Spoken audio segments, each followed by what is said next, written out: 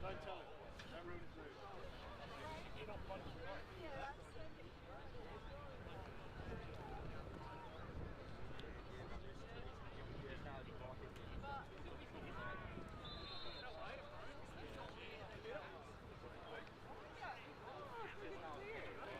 Andrew.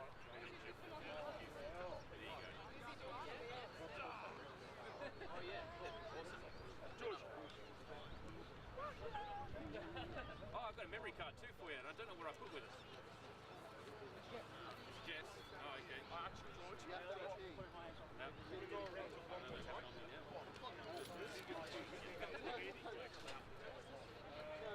Like people who set up. I don't know. Oh, maybe see where it's going. Yeah.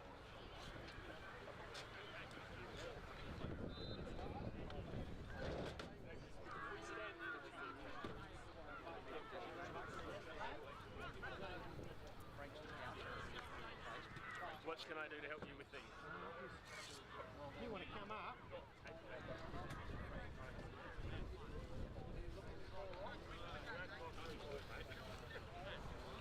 Got one, I mean... Freelance, baby! That's where you need it.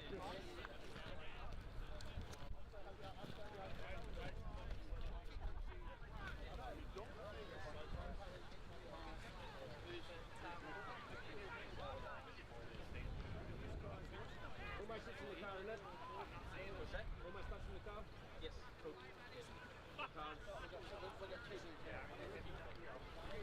we go.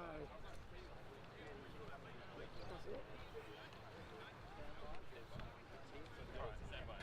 First string stand by. First string stand by. Fine. It's going to be the problem. Trouble is, you can't sort of cover it up. Yeah. Go like that. Go down here! Yeah. Let's see what happens. And then we run the opposite way.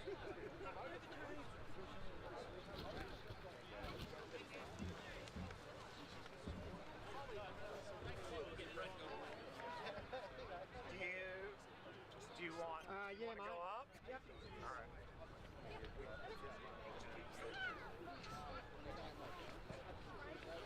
So it's pull. Okay, yep. And then flick up the switch to engine start. Brad? Yeah. You got that key on you? Yes.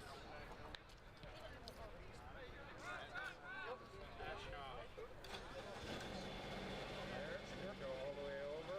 Yep. And then we should, that should allow us to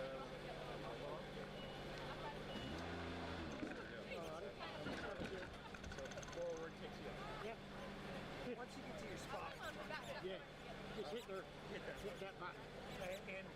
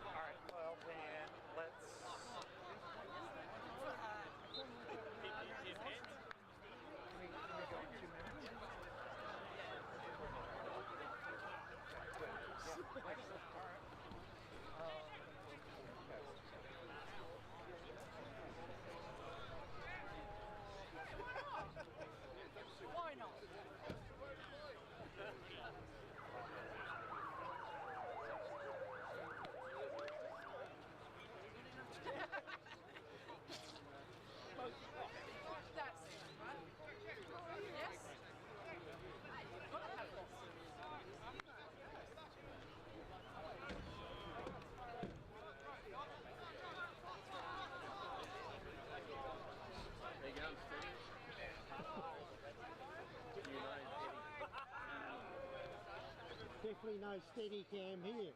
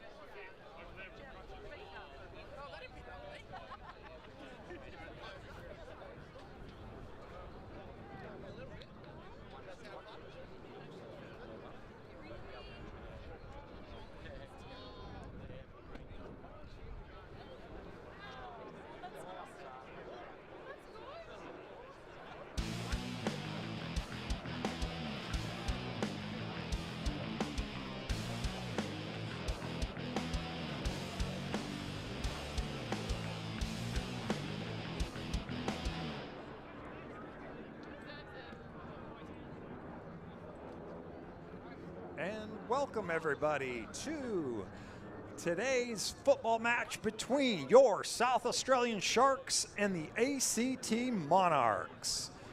Good afternoon. We are live at Ellis Park in Adelaide, Australia. And we have a beautiful day for football. Every day is a beautiful day for football. My name is Brad Cummins, and I will be your host today. You are looking at a shot of the ACT Monarchs.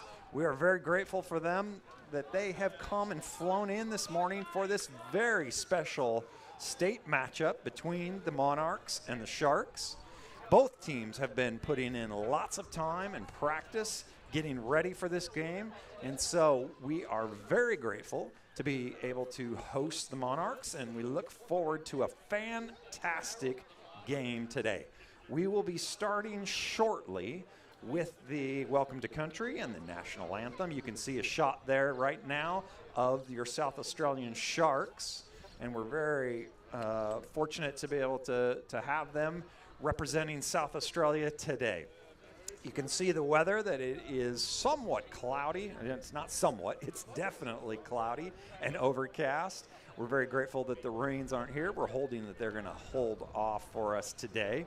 You can see the fabulous and fantastic reffing committee there as they're going to be getting ready to go out onto the field and receive the captains for the coin toss shortly as well.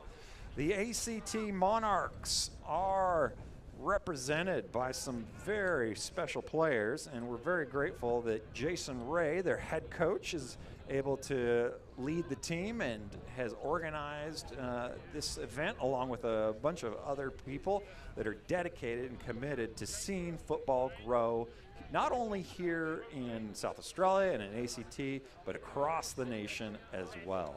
So we're very grateful for his leadership, and as we are also just very grateful for the whole host of coaches that are a part of the South Australian Sharks. You can see the wind is kind of battering around the camera a little bit. There's nothing we can do about that, folks, so we're just very grateful that everybody's safe and that we're going to have this football game today. And like we said, we hope that the rain holds off. We're going to have that Welcome to Country here shortly. You can see both teams. Now, one thing that you need to notice and know about today is that both teams will be playing 9 aside. If you're used to the more traditional 11 aside in Gridiron, this is an adjustment, and we have to do that adjustment simply because of pure numbers of players. ACT is a smaller league as well. They have 2 teams in their league, but they are growing rapidly, and at some point they will field more teams. And here in South Australia, we have a 4-team league, and so it's a little easier to field a team when you have 9 aside. So both teams have elected to play 9 aside going into this match. It is still your standard field, the standard width field, and the standard 100-yard length. but both teams will be going 9-a-side. So if you're watching that going, man, it looks like there's not as many people on the field, that's why. This is the first time that we have had this matchup, as long as I can remember, here in South Australia.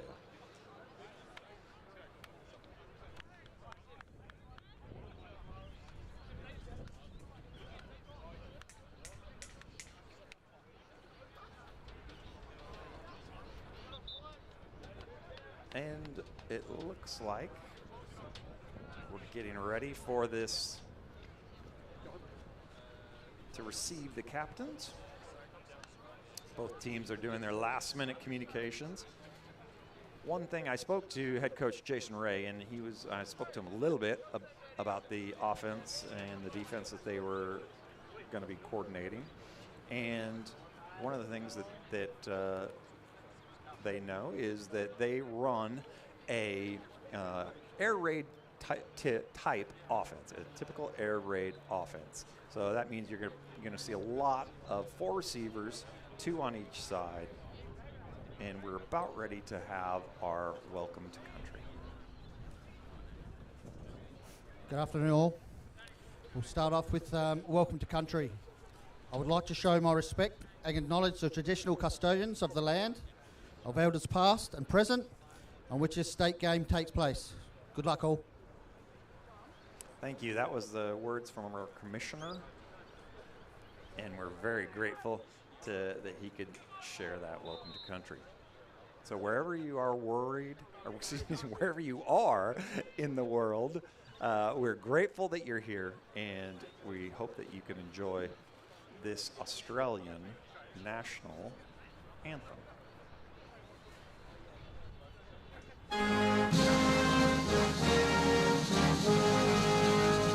Australians, oh, let us rejoice, for we are one and free. We've golden soil and wealth for toil, our home is girt by sea.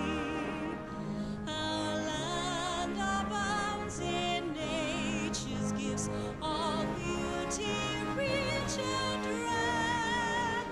In history's page, let every stage advance Australia fair. In joyful strains that let us sing, advance Australia fair.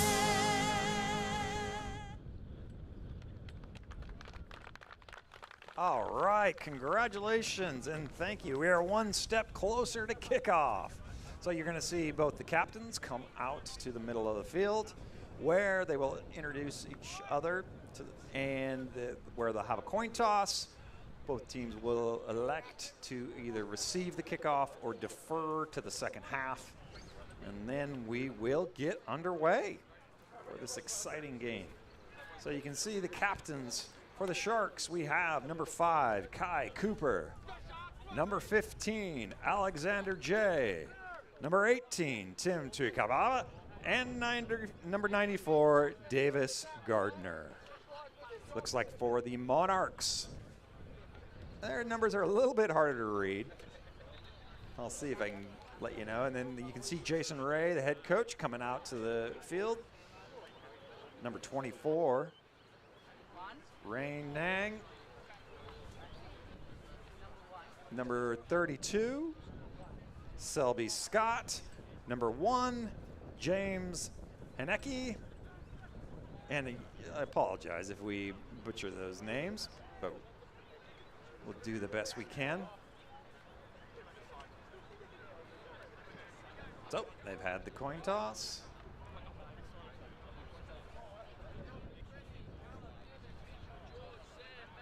And it looks like the Monarchs have elected to receive the ball. So we are about to be underway. Let's get ready for a great game, you guys. Oh. My player's saying the Sharks are receiving, but we'll just wait and see and let it happen. So like I was saying earlier, the Monarchs are going with a air raid offense. So that's typically 4 receivers, and you'll see a lot of just your very basic combination routes for the 2 receivers. In the air raid offense, it's typically the slot or the number 2 receiver, that is the second receiver in from the boundary, is the key person that gets the ball the most. That's typically what happens. And you'll see a lot of what we call stick routes. You'll see a lot of corner fades. So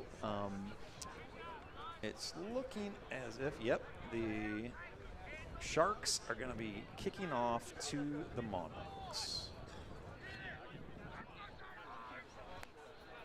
It's a pretty blustery day, so we'll hope that ball stays on the tee and we don't have to get somebody out there to hold it steady. And here we go.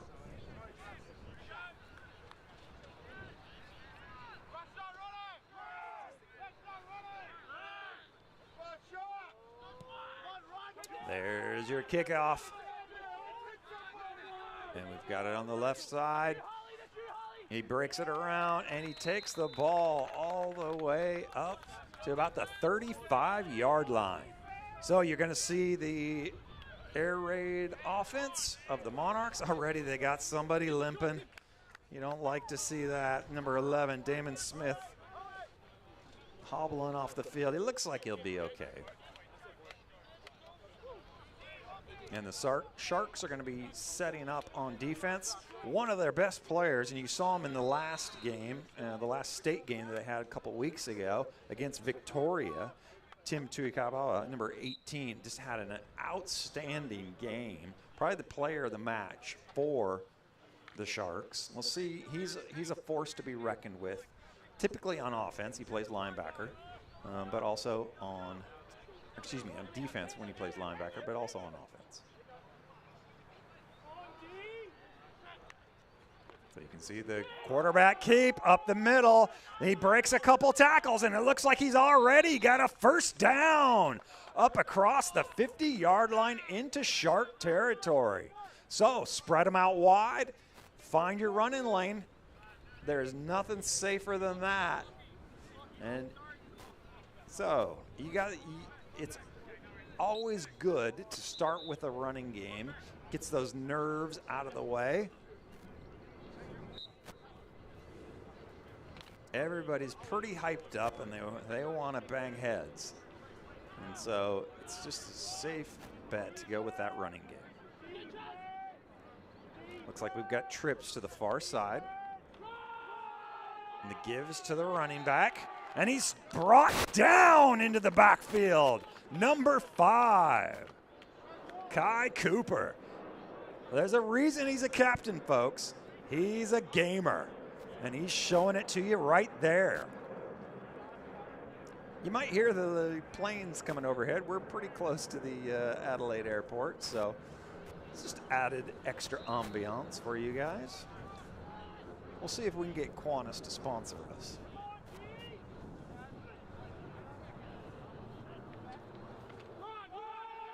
Second down, the gives to the running back. And again, not a whole lot. He gets it almost back up to the original line of scrimmage. So that's going to bring up 3rd and long, about 3rd and 10, typically a passing situation for the Monarchs. You never know what they're going to do.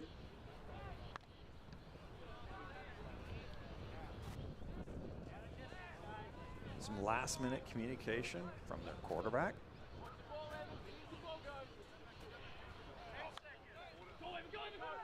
He rolls, he's got pressure, he evades the pressure, he goes around the right side. He's gonna run. Is he gonna pick up the first down? Let's see where they mark him out. Oh. That's an index card close right there. They're gonna bring up a 4th down. We'll see. Obviously, they're gonna go for it here. You're deep into the territory of the Sharks. The one disadvantage of the air raid is you typically don't go under center. This would be one of those situations where you might just go a quarterback sneak. And they do what their modified quarterback sneak, and it doesn't look. Did he get there with the second effort? Oh, no, he did not. So we've got a turnover on downs. The Sharks defense holds strong. So pretty good. If you're the Monarchs, you can't be disappointed with that. You move the ball, you got it into Shark territory, and if you're the Sharks, you're happy. You got them off the field. Nobody scored. I think we are going to have ourselves a football game here, folks. So let's see what happens.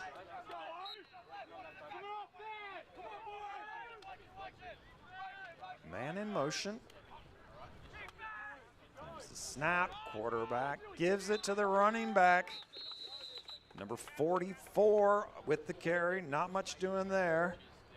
Mr. Condor Evans. Looks like the refs may have something to say here. They've got a flag on the field. Offside, number 32 on the defense. 5-yard penalty, still first down.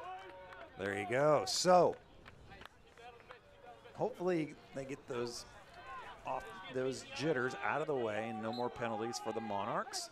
But we've got a 1st and 5 for the Sharks. There's the snap. Oh, and it's intended for number 24, and it's just a little bit low. Andrew Sue. Andrew had himself a decent game against Victoria, but just can't dig that one out of the ground. So it's a little low. First pass of the game, obviously got those jitters. Brings up a 2nd and 5 for the Sharks.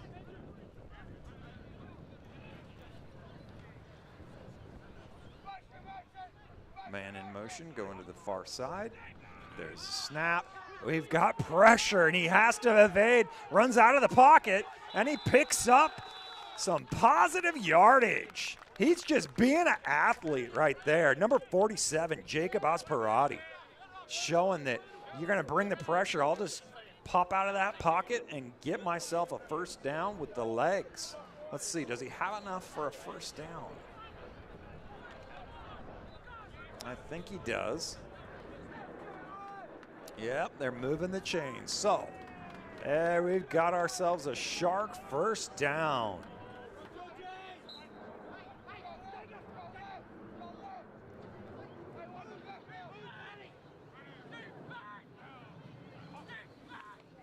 There's a snap. Looks right, and he's got a man right in his face, and he just gets brought down. Oh my, he had nowhere to go on that one. Big number 51, Jackson Brown with the sack. Oh wow, that's gonna bring up a 2nd and long. It could be a long day for that Shark offensive lineman if they don't get a handle on him. He is a load. Jackson Brown with the dramatic play. Going to bring up a 2nd and very long. And they give it to the running back. He's got nowhere to go. Brought down again by guess who? 51 and number 32. Looked like Selby Scott was in on that tackle. So we've got about 3rd and 20.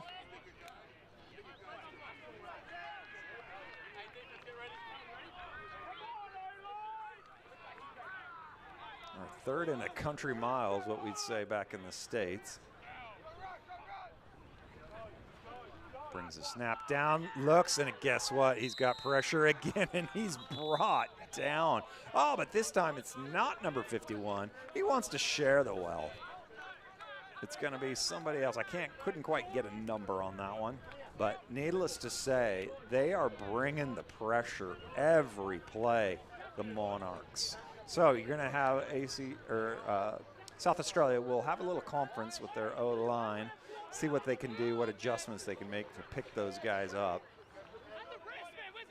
They got 1 first down, but couldn't really get much else going on that drive. So you're going to see 4th and very, very long, and they're obviously going to punt the ball.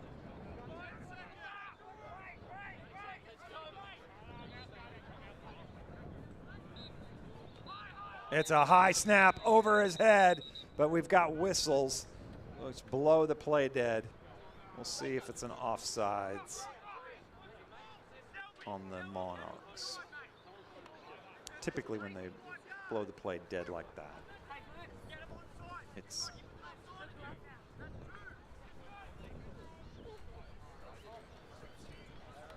so it is against the Monarchs. Still, they'd need about 4 more of those. It's number 20, 5-yard penalty, still 4th down.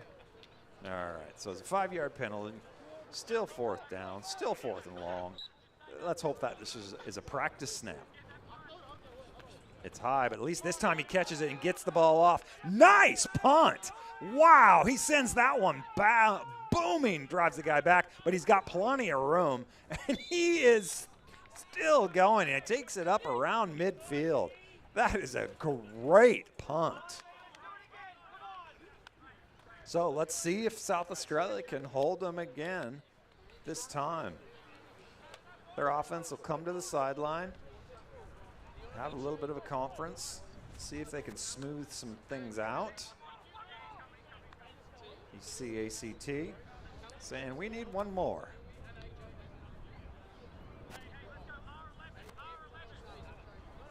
That's the coach, Jason Ray. He's got a wrist coach, so what he's doing is he's using that, and he signals the plays in to the quarterback, who's got also another wrist coach, and then the quarterback will tell the players in the huddle what that play is. 1st and 10 around midfield. He's got plenty of time. Looks left, throws right, and oh, it's batted and almost caught on the tip. Number 24, the intended receiver, Rain Nang, couldn't quite come up with it. He had the time, but the quarterback just could not quite deliver it there. Looked like his first option wasn't available, so he went to the second one.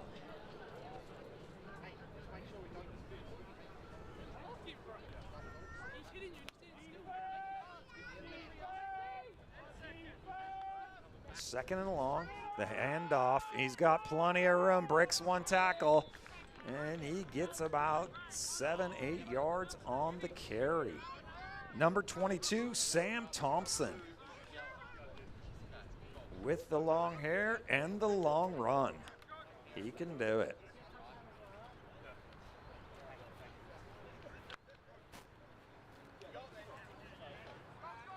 So it brings up a 3rd and short.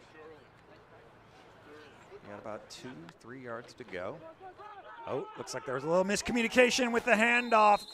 The quarterback thought he was going one way and he was going the oh.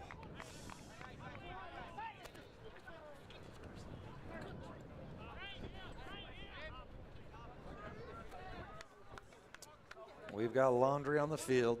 Looks like it's gonna probably be on the Sharks. A late hit. Oh, they waved it off. So that's an unfortunate play for the Monarchs. Brings up a 4th and 6, 4th and 7. Rolls, and that's a design quarterback run. And he's got that first down, and he just knew he was going to get that inside the 30-yard line. Well done. Big number 1, James Haneke, with the carry.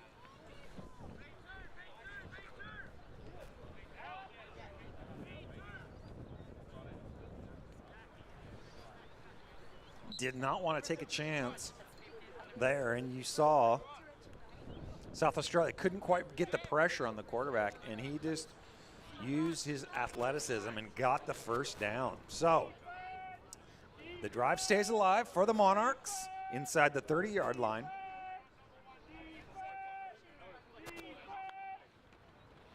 And it's the give to the running back around the left side. He breaks it around, and he drives it in all the way inside the 20-yard line. So they are in the red zone, folks.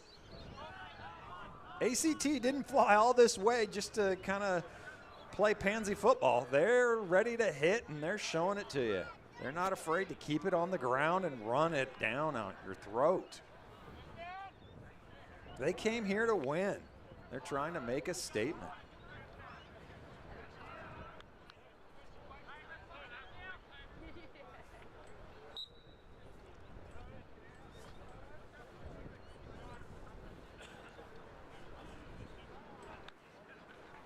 They gave it to the running back. Hey, if it ain't broke, no need to fix it in there. There's that man, number 18, Tim Kutuikababa. He's going to have a big day if the Sharks are going to stay in this and stop him here. You can already see he's made a couple key stops. Timeout to ACT. This is their first timeout for the half. So you're seeing ACT. They realize and they understand the importance of this situation and this drive and where they're at right now. And so they're going to take their first of 3 timeouts, and they're really going to try and make sure that they've got these next couple plays dialed in so they know exactly what they're going to be doing. You're seeing a live shot. Here we are at Ellis Park in Adelaide, South Australia. We have the ACT Monarchs versus the South Australian Sharks. Both teams have had 1 drive apiece. The Monarchs came up short on 4th down, but this is now their 2nd drive, and they are deep into Shark territory.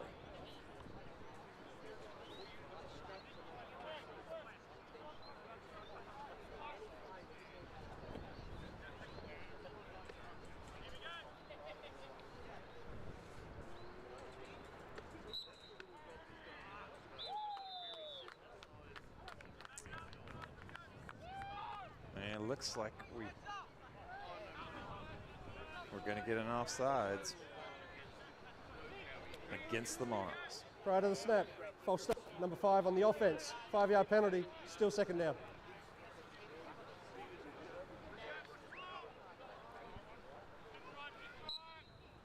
All right. There's the snap.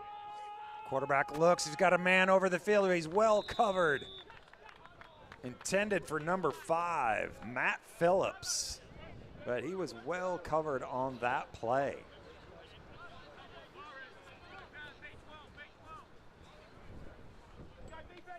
So it looks like we got about 3rd down, and we'll say about 13, 14 yards, maybe 15 yards to go.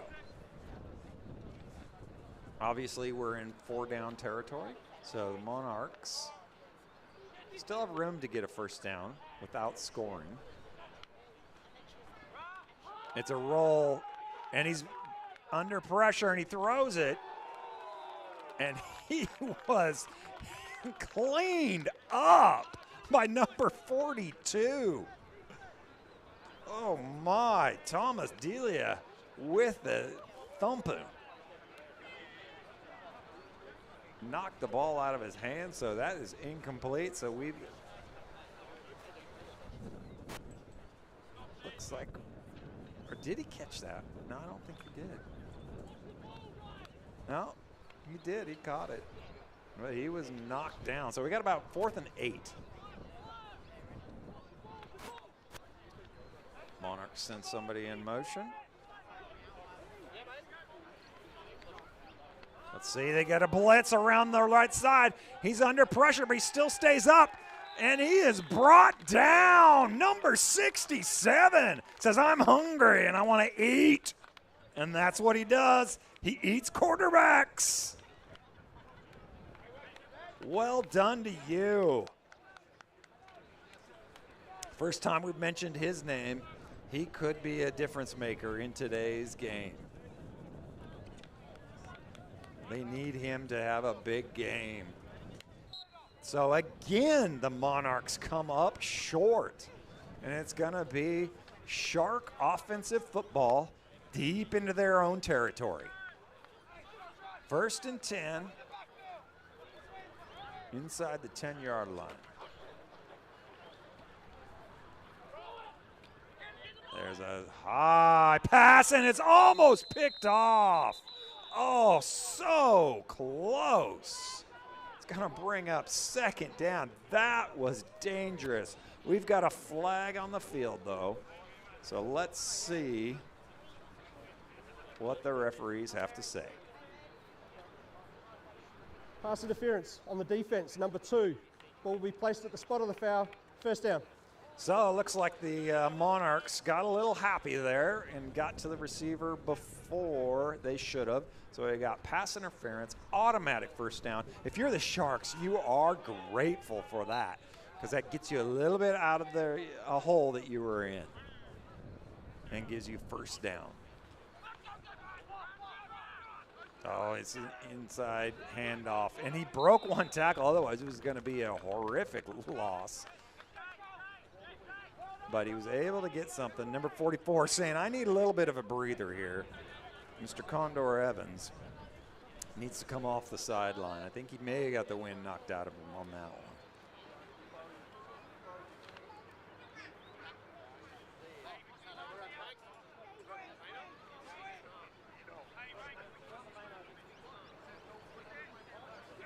So we've got about 2nd and 9.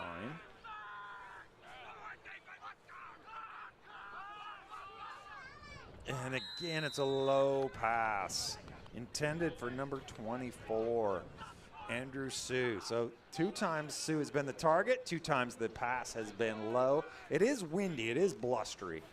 But that quarterback needs to get a solid foundation.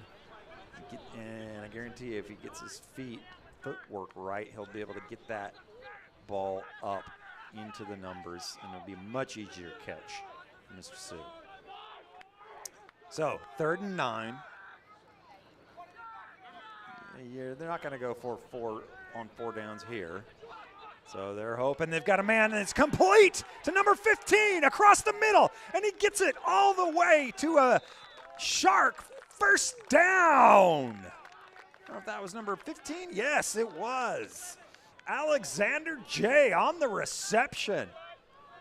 Coming across the middle. Picks up a much-needed Shark first down.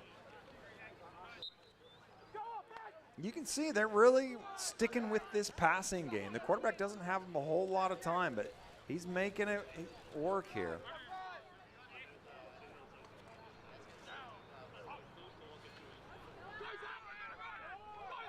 And the inside handoff, and he gets a decent chunk of yardage there. So it's going to bring up a 2nd and 6.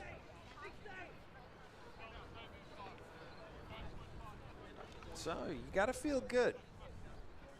If you're the Sharks, you're making some progress. Definitely a much better drive than on their first one. They've completed some passing. The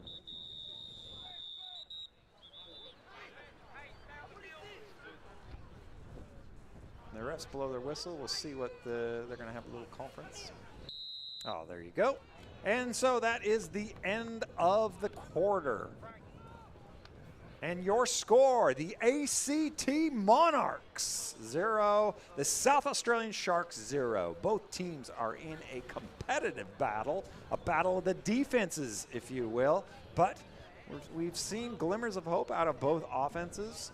Right now, the Sharks are trying to get a little bit of momentum. They're still on their side of the field, but they're trying to get something going, and they definitely have a better drive than what they did the first time around. Both teams have had 2 drives. This is currently South Australia's 2nd drive. You can see the Monarchs, they're huddled, getting some communication from their defensive coordinator.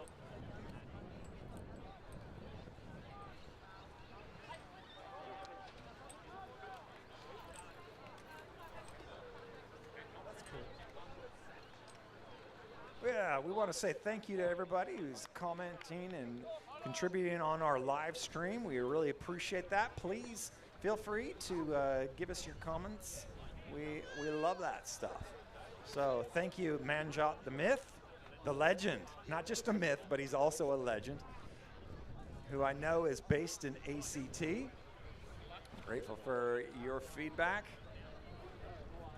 And DXSTP. Keep it coming. Emma, we appreciate.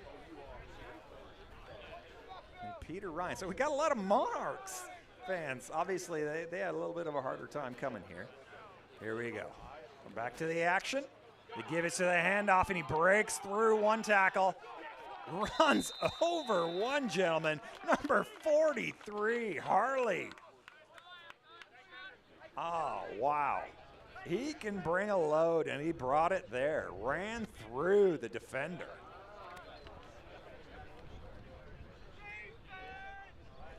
That young man is not afraid of contact. I've watched him play in the league competition, and he's not afraid to bring it there, and he did. Brings him up about a 3rd and 2, and there's nobody there, so he runs the ball. Does he pick up the first down? It's close, folks. It's close, and I think he has it. Number 47, Jacob Asperati on the quarterback keep, and they're moving the chain, so guess what? We've got a Shark first down.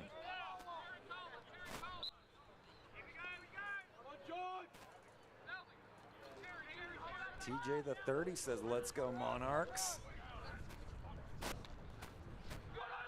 There we go, it's a gift to Harley. He breaks one tackle, gives him the old don't argue. Can't quite run through the second one.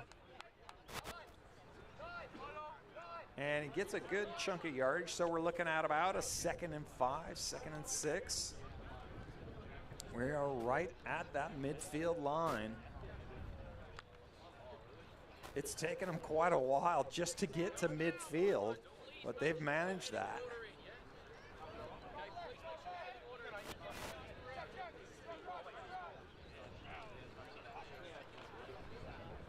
And you can see both teams going with the shotgun snaps, and he just gives it to the running back coming across his face, and he's lucky to get back to the line of scrimmage. So we're going to have a 3rd and 5. So you can see the Sharks, they started heavy with the pass, and now they're going run.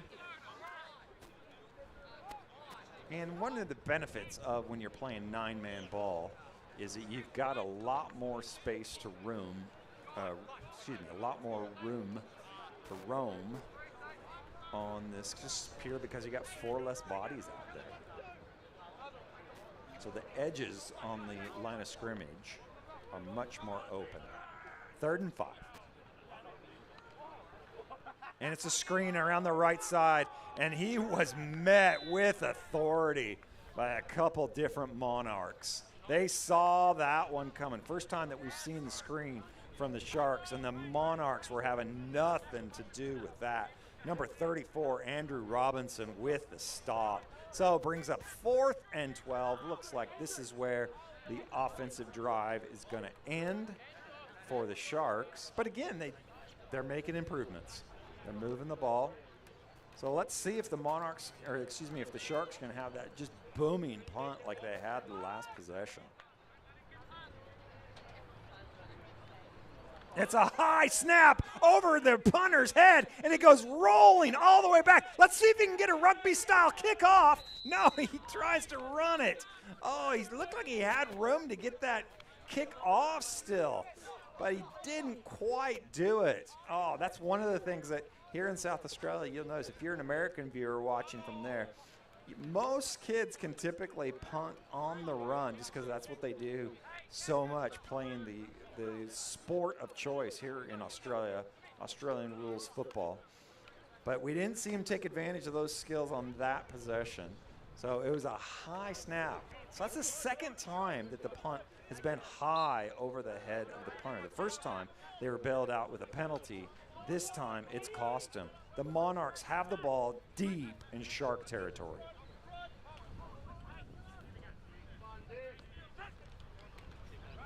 The give is to the running back, and he is brought down. Number 5, Kai Cooper with the tackle. You see that the Sharks are really tackling well, one-on-one, and they're going to need that today.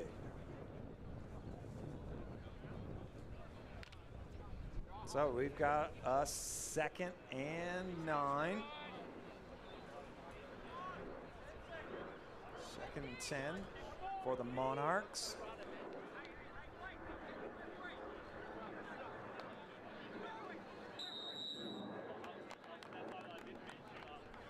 Refs blew the whistle. Right to the snap. Delay of game on the offense. 5-yard penalty. Still 2nd down. So the quarterback there is just waiting for everybody to get set, and we don't know what happened, if it was just people not getting set in time or if they just got the play called in late. But here they are, ready to go. Looks like big number 12, Jack O'Donoghue, gets the snap, gives the ball around the left side, breaks through one tackle, and he gets some positive yardage before he heads out of bounds inside the 30-yard line. Number 22, Sam Thompson with the carry. Looks like he is their workhorse in that backfield today.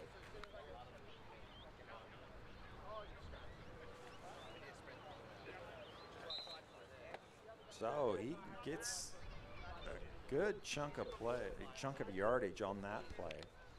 Gets him into very manageable 3rd and 5.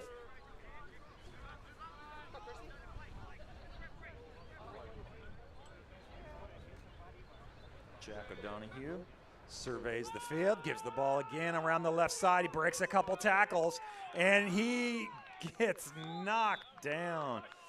That is going to be one tired boy. And we're not even at halftime yet.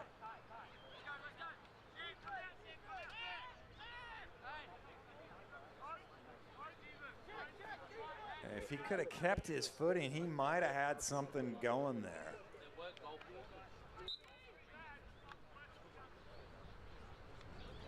Thank you, Jack. We wish you well. Thank you for commenting on the stream.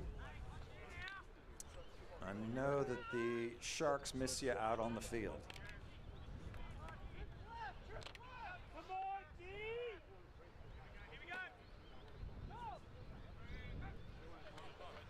Oh, it looks like it was an intended handoff, but the running back wasn't there, so the quarterback just spinned out of it and started to make something of it. So could have had some miscommunication there.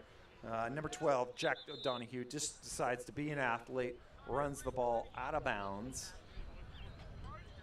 And looks like we're going to have another timeout. Timeout to the ACT. This is their 2nd timeout for the half.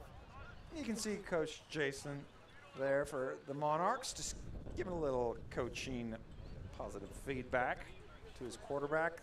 Obviously, there was a mistake on that play. Jason, we're very fortunate to have him, the Monarchs are, as their coach. He was There is 6 minutes and 33 seconds remaining in the half. Was the head coach at some point for New South Wales. He's been coaching in the game for about the last 20 years or so. So brings a wealth of knowledge to the game and has really invested a lot in Gridiron here in Australia, as so many of these coaches have.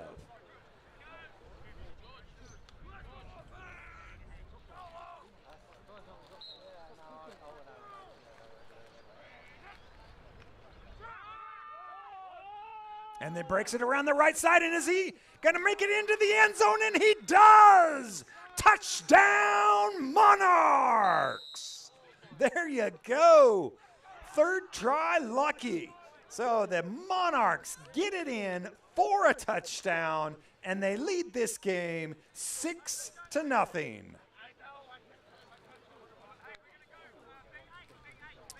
Well done to him. And they stuck on the ground for the majority of that drive, and they're finally able to punch it into the end zone. Now, you may notice that we do not have the field goals up. So both teams have elected to go. Obviously, they're going to be going for 2 after every touchdown.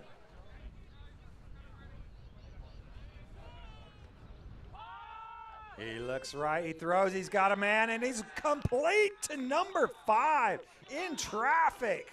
Matt Phillips with the reception. So they get the touchdown and the 2-point try. That can be critical, folks. That 2-point try is not a gimme. So to be able to get that, it is a big, big win. Not quite as much as the touchdown, obviously, but it really can be a game changer because now South Australia has to not only score the touchdown, but they have to get that 2-point conversion just to even tie it up. So third drive, the Monarchs put together, stuck it on the ground, and they were able to just break a few tackles, and you saw what it resulted in. They're just pounding, pounding, pounding.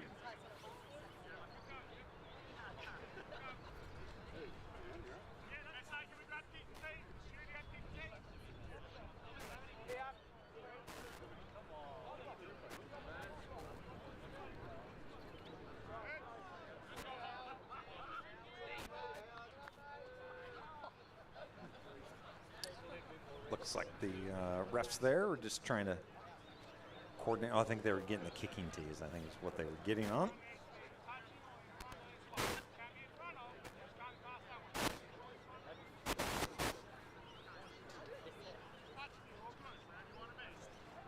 Could the referees please check their mic? Please check your mic.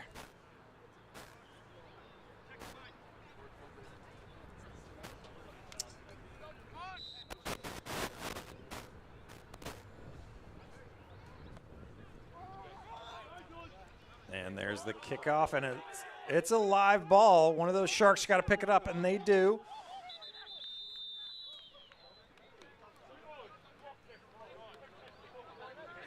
Looked like they weren't quite sure there for a little bit, but they finally figured it out, picked the ball up. Number 24, Andrew Sue, getting ready. He is a big threat on the Shark offense at wide receiver.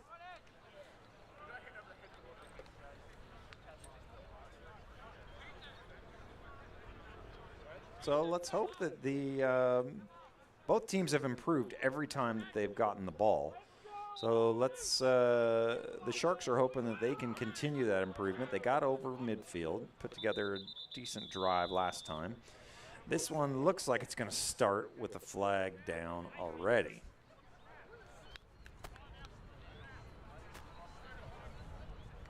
Let's see what the call is as they're conferring.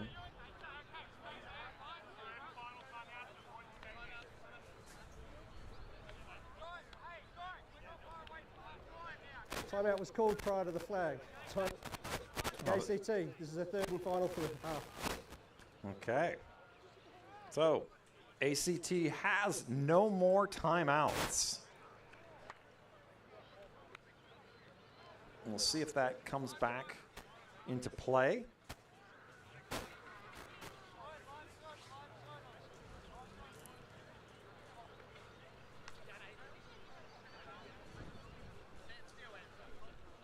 There you see Simon Whitehead, the presumptuous, or the offensive coordinator for the Sharks. He was the quarterback for the state team, the state seniors team, and also played nationals. He's helping run the offense here for the Sharks this time around.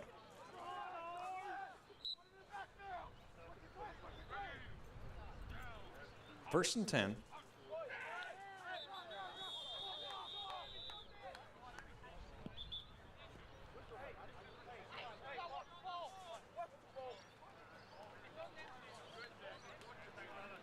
Looks like we're probably going to have offsides against the Sharks.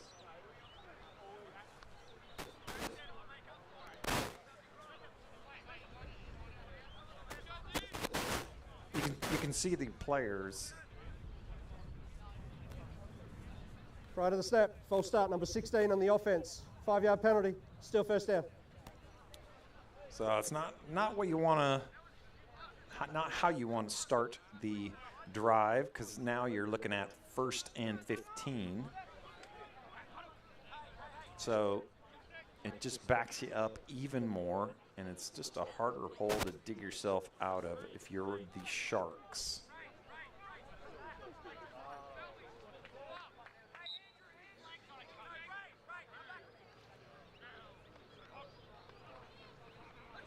There's a snap, but he's got pressure. He evades the one tackler, and he runs it up the gut. So they're bringing so much pressure. It's really causing problems for the quarterback. He just does not have the time to read the field and get the ball off.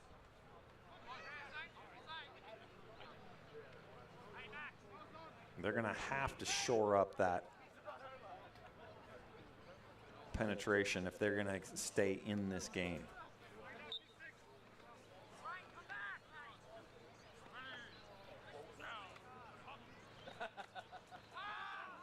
There's a throw around the right side. It's complete, and he gets some positive yards, breaks a couple tackles. Well done. Number 15 on the reception, Alexander J. Getting some positive yardage, so that gives them, third and just a whisker. Well, maybe a little bit more than a whisker, but third and short, very short. They really want to get a first down here, especially after getting yourself backed up. Third and less than 1.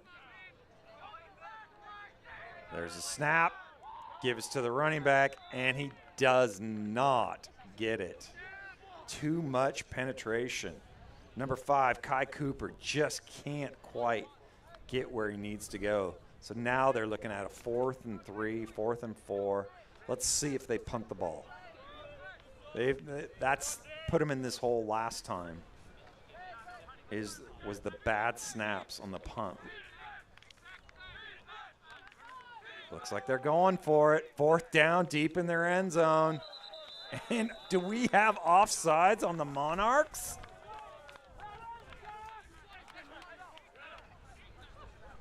We got a lot of flags on the field. Prior to the snap, offside with contact, number 59, defense. 5-yard penalty, first down by yardage. There you go, first down Monarchs. Hey, you'll take it any way you can get it. Keeps that drive alive so that now they've got a fresh set of downs.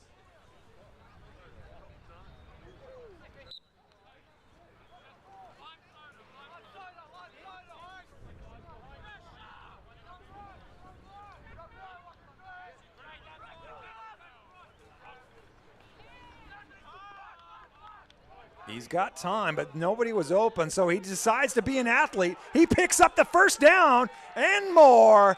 Nice job, number 47 with the first down, Jacob Asparati. They did a great job that time, the line, of protecting him. He surveyed the field, didn't see anybody, and just made the decision to run it upfield, which was the right decision, and picked up another Shark first down. Let's see if they can capitalize on this momentum and keep things going. The running back flexes out wide, looking for the screen pass, but they had that covered, and he just runs up the middle. Great job. I don't think the screen pass was there. The Monarchs saw that and read that all day, and he just kept it and took the ball and got great yardage. Jacob Asparati making the right read. Brings up about a 2nd and 3, 2nd and 2.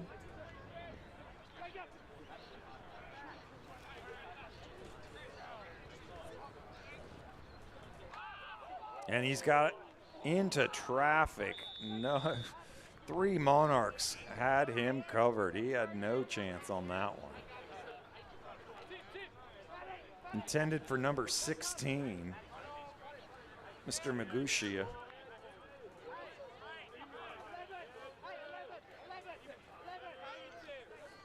You can see the beautiful Adelaide skyline in the background. We are in the Parklands off of West Terrace, so we're just west of the city. And we've got a 3rd and 2. Oh, it's a fumble, it looks like. No, I'm sorry, it was a loose helmet. Got me confused. But there's a laundry on the field. So we'll see what the refs come up with on this one. Could it be another first down by penalty? Oh, except he's talking. He might just be educating the ref.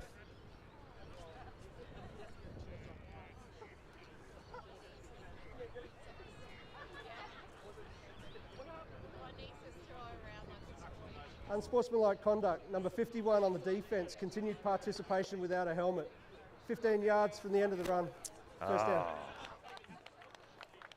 The very little used, unsportsmanlike. So once your helmet comes off, you have to, in essence, stop playing, which it's unfortunate. It's because that's a really hard thing to do, to ask your player to stop playing once a helmet comes off, because it's ingrained in you to go until you hear the whistle.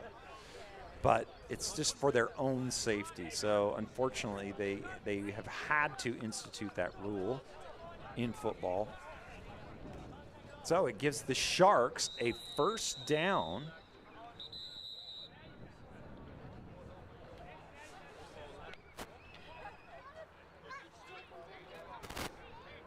And we'll see what's happening here. Looks like there's been a timeout taken. Timeout to South Australia. This is their first timeout for the half.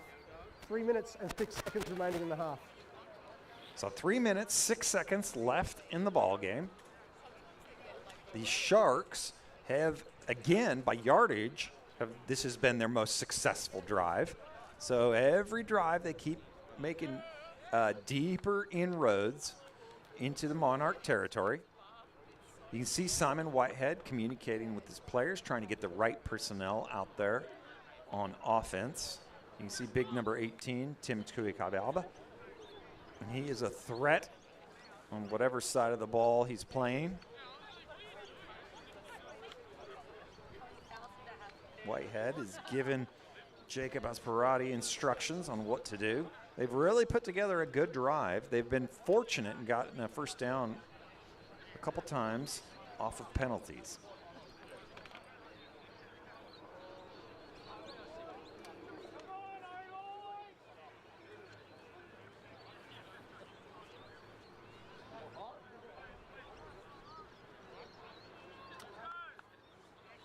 Jack DeGoyas, thank you. The Sharks are trying to get that touchdown. He drops back. He's got pressure. He just throws a moon ball up there.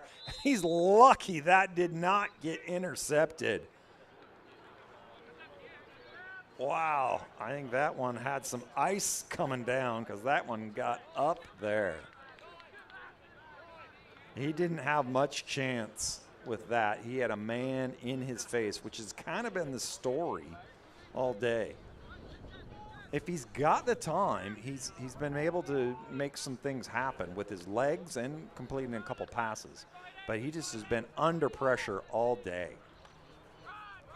2nd and 10, the give is to the running back. He takes it around the left side, breaks a couple tackles. Number 5, getting the yardage, Kai Cooper. We are deep into Monarch territory. We've got 3rd down.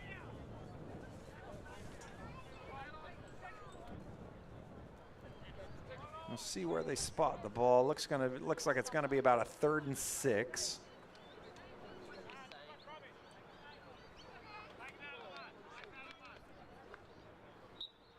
You're pretty much guaranteed you're in 4 down territory here. So they're gonna get 2 tries to get this first down.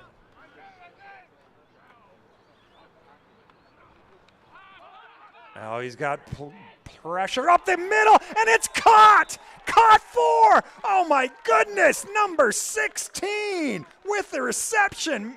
Mr. Magusha says, thank you. I will take this gift. Let's see, though.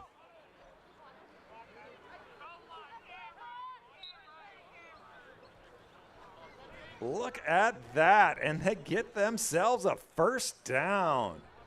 Just when they needed it, he comes up big.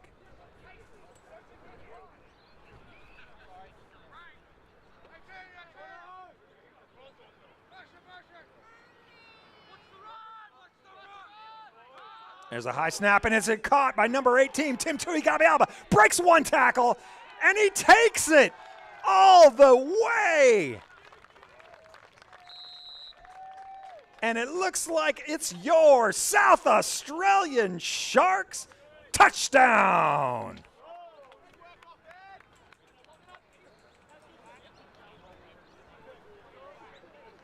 Oh, maybe not. No, it is.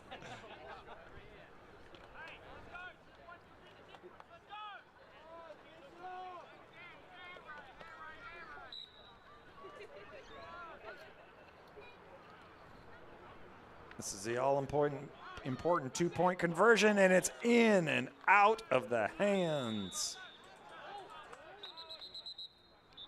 But we've got more laundry on the field.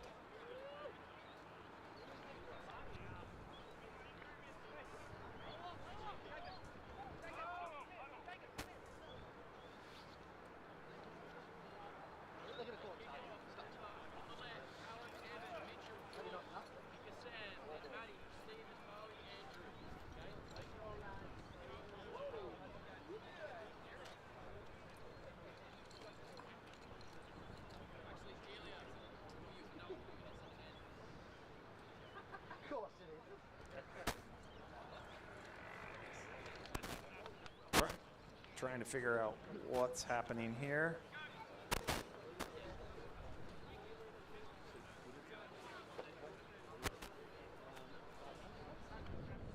So you...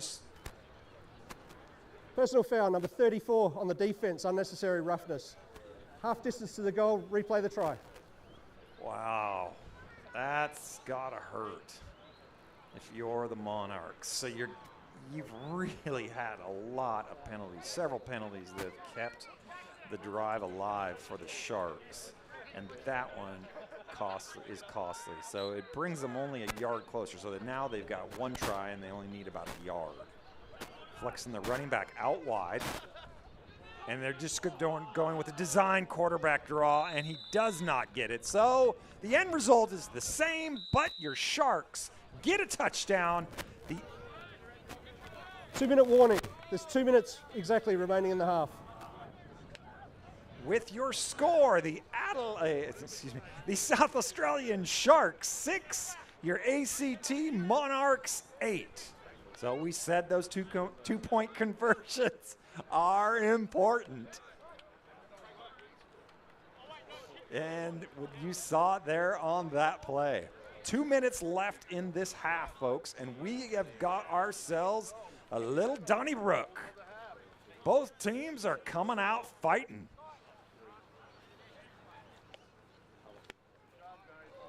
And they want it. Well done to the Sharks, capitalizing on every opportunity that has been given to them by those penalties. They took advantage, they marched down the field, and they punched it in. Tim Tuikawa, you saw him breaking tackles. He is a game changer. You've seen it on offense, you've seen him on defense. They use him sparingly on the offense just because it's so easy to wear him out. But he came up big for the Sharks there. It looks like I think they lined up on the wrong sides, both teams. That's just one of those things. So the Sharks get themselves orientated.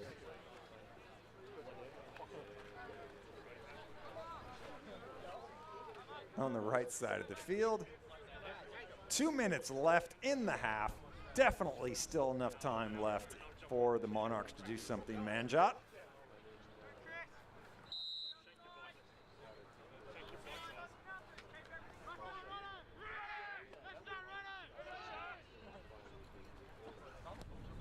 And there's your kick. It's a high kick, not that deep, but he is brought down. There we go. Everybody's pumped about that one.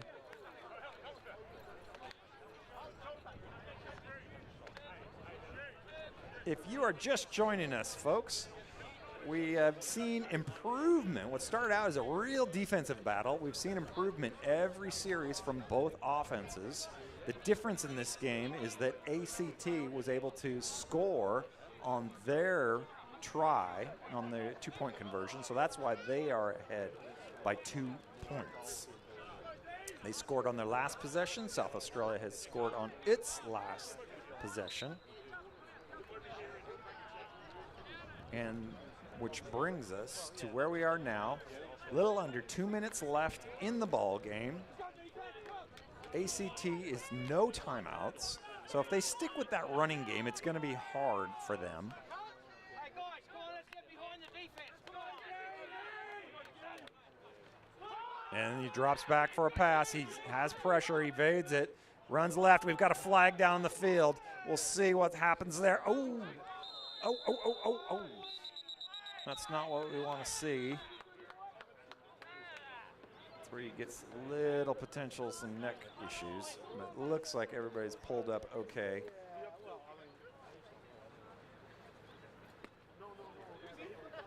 We get a lot of flags in this game. We'll see what happens. So the ref is without his hat. So typically that happens when he's thrown a flag and then he uses his hat for another flag.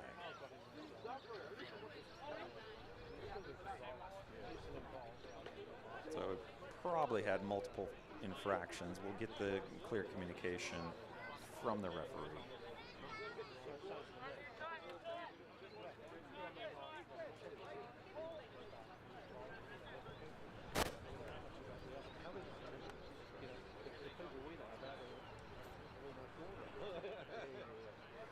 There are multiple flags on the play. Holding, number 22 on the offense, 10 yards from the previous spot. Unsportsmanlike conduct, number 1 on the offense, 15 yards from the succeeding spot. Both penalties will be assessed. Remain first down. Wow, okay, so that really pushes them back. 2 penalties against the Monarchs. Traditionally, normally, in most occasions, you would only have 1 penalty applied. But because one of them was an unsportsmanlike conduct, that does get added on to the penalty as well. So that is going to bring up a first and eternity for the Monarchs. And with no timeouts here, you wonder if they're going to just try and just run the ball, run this clock out, and go into halftime leading by 2. No, they're not. They're going to throw the ball, and he throws a bomb, and it's caught for the first down. Oh, my goodness. He chucked that thing. Look at that, and he was lucky to be brought down. First down, Monarchs. Oh, my goodness. If you're the Sharks, how do you let somebody get behind you like that?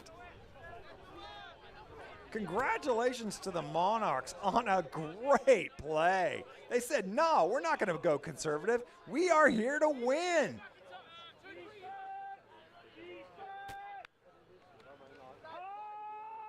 Drops back, looks right. He's got a man.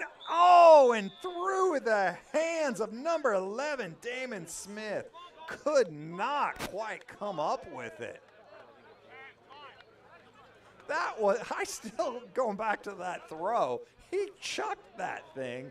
That was a, man, oh my goodness, that was a legit throw. So we've got around roughly a minute left in the game, 2nd and 10. And if you're just joining us, this is an exciting game, folks.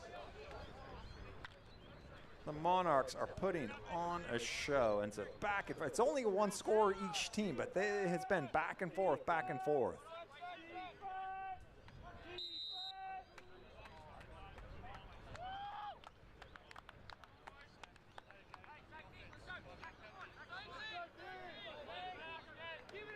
And I think we had a delay of game against the Monarchs.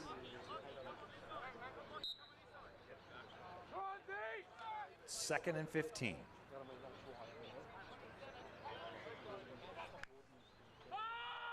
And it's a quarterback keep around the right side, and he's got plenty of room, plenty of room. He's not the fastest guy on the field, but he can use those legs to his advantage, and he picks up a Monarch first down. The clock is running, though, folks, but they are well within striking range.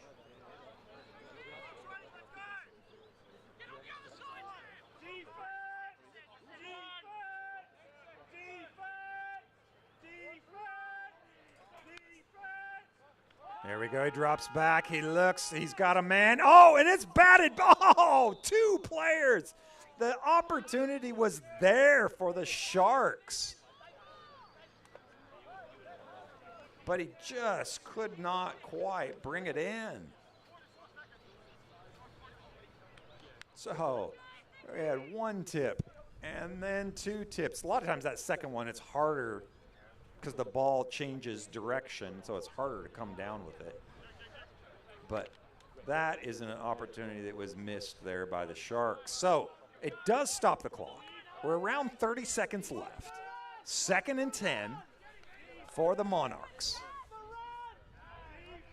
Plenty of time if they're going to pass this ball, and which they do. It's a quick outside pass. Screen, and he's brought down by a host of Sharks. The clock is ticking. Let's see if they can get this set. We've got 3rd down and about 7 yards to go. He gets it, he looks, he throws right, he's got a man, and it's intercepted! It's intercepted by the Sharks! And that's exactly what you needed. Don't give them another opportunity. Oh, wow, folks. What a game we've got here. So, intercepted by the Sharks in the end zone. It's a touchback. You're seeing the ref signal a touchback. So it'll be the Shark ball on the 20-yard line. I think there still is some time left on the clock. It's the way the refs are signaling it.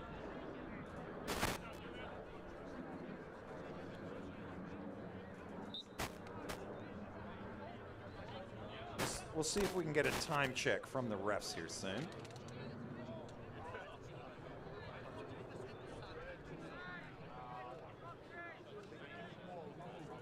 Yeah, so they're just going to take a knee, and they're going to go into the half.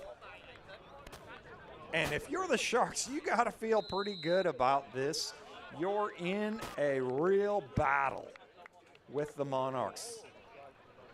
So your score at halftime, the ACT Monarchs 8, the South Australian Sharks 6. If you're watching online, we're going to take a short break. Please stay with us, as we will be back shortly after this halftime session.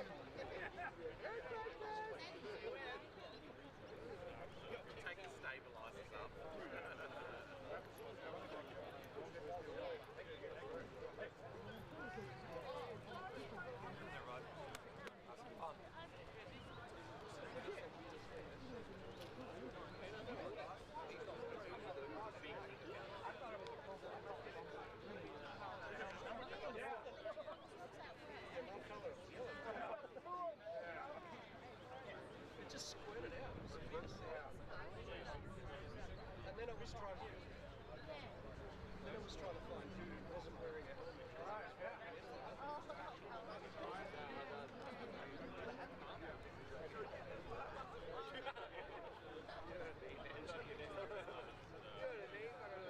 Some of the announcements I can just hear an echo of them, others I'm not hearing.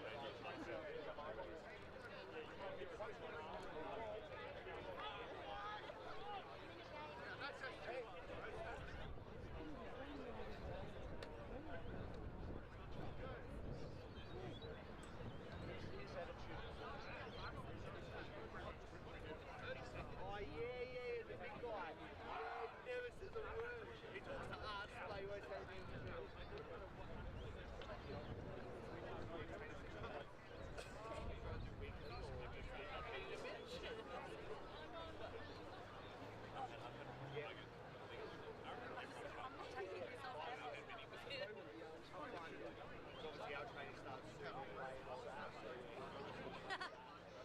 Otherwise we will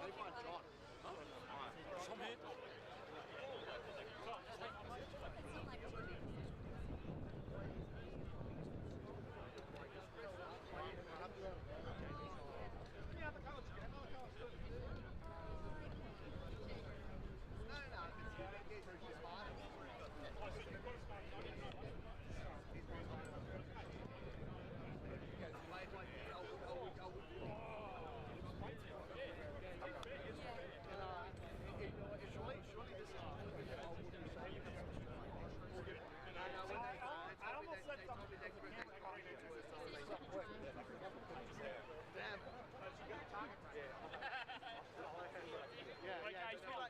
You need to find a replacement on that one. if me and Kevin have to stand next to him, they're three of the senior and yeah, he does. You know he won't. It's a spider. You see it. I'm paying him money for fuck's sake.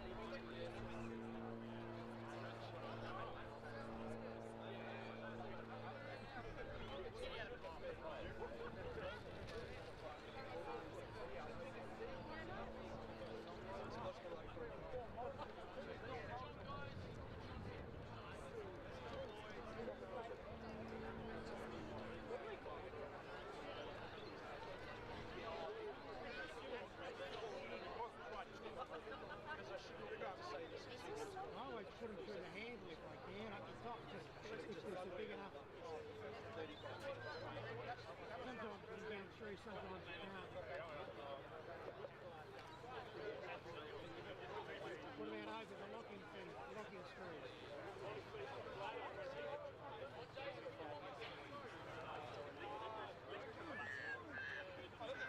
I don't know how it can go in the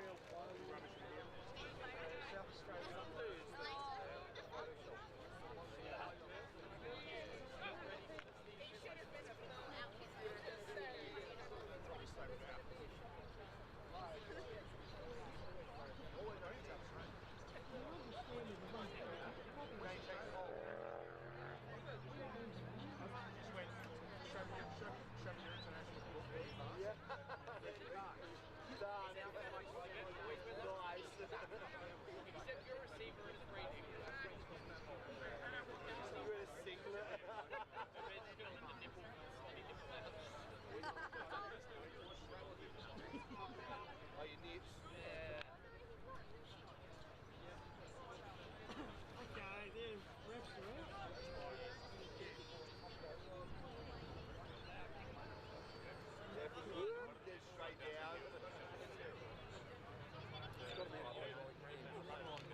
Gotta be, yes, yeah.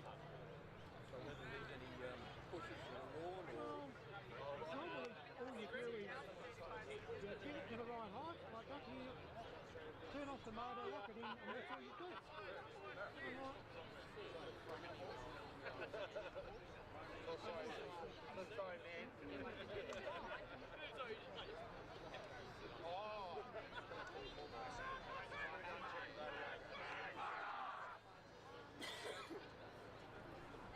Kicking from the north.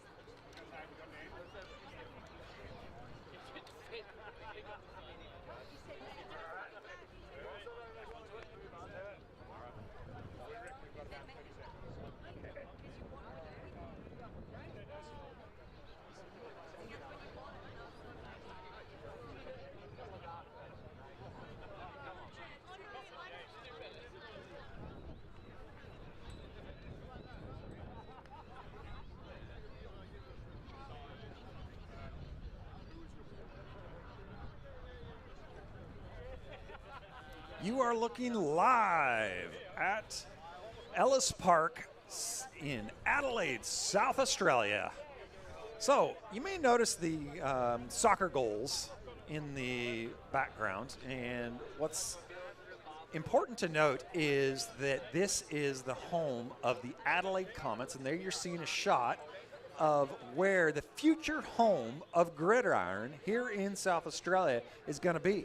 So hopefully we're going to be, not hopefully, we are going to be playing over by those by those grandstands, and we'll see exactly where we're going to be. Our hope is that it's going to be going in front of those grandstands, left to right, but we're going to be right over there. And so we are very grateful to be entered into a partnership with the Adelaide Comets, so that this will be the home of Adelaide and the Gridiron teams here in Adelaide for the next season at least, and potentially, looks like they're having a prayer circle there. No, just kidding, they're breaking the huddle. And they are getting ready to have the second half of football. You can see a sweeping shot of where the clubhouse in the background there, that's where the home of Gridiron will be. And so we're very grateful that we can be here on this new field. What you're seeing now is just kind of a once-off for this state game between the ACT Monarchs and the South Australian Sharks. If you're just joining us, it's a one-score ball game, but you've seen the offenses, both offenses, get progressively better every time, and who knows what's going to happen on this second half, if it's going to turn into just a real barn burner, or if it's going to stay in these one-score halves. ACT lost the toss in the first half, so therefore South Australia chose to receive the ball in the second half. And, oh, we've got a little pooch kick. And the ball is live. ACT trying to be a little cute there with the kickoff and hoping to catch South Australia off guard. So the ball went out of bounds, and when that happens on a kickoff, it is a penalty. And we'll see the ref's clarification here.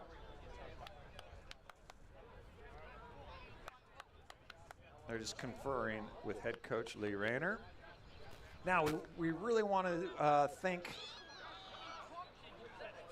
our partners.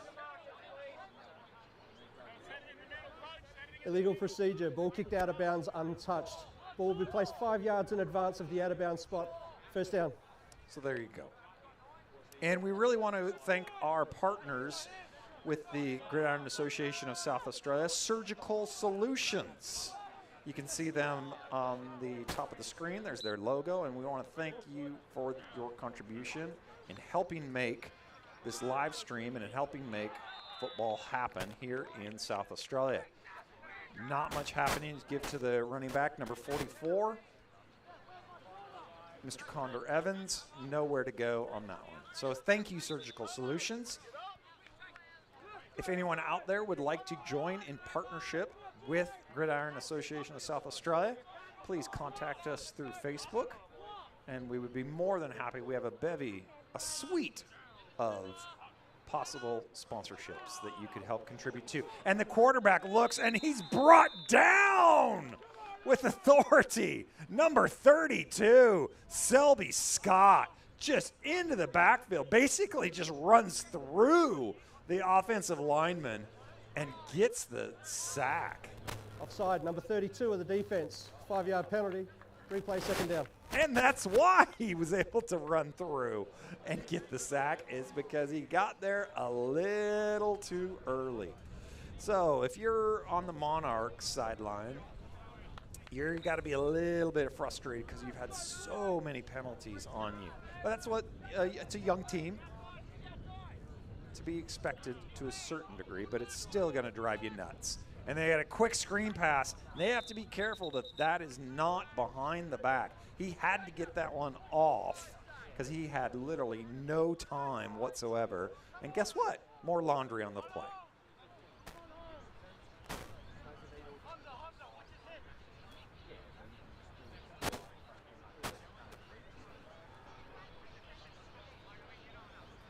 Holding, number 30 on the offense. 10 yards from the previous spot, still second down.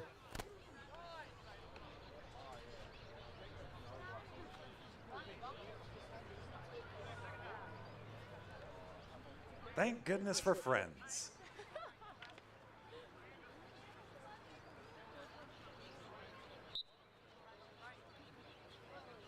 Second and long. We got about a 2nd and 19 for the Sharks. And the give is to the running back, and he does not have much. He'll get just a couple yards. Number 5, Kai Cooper, on the taking the handoff.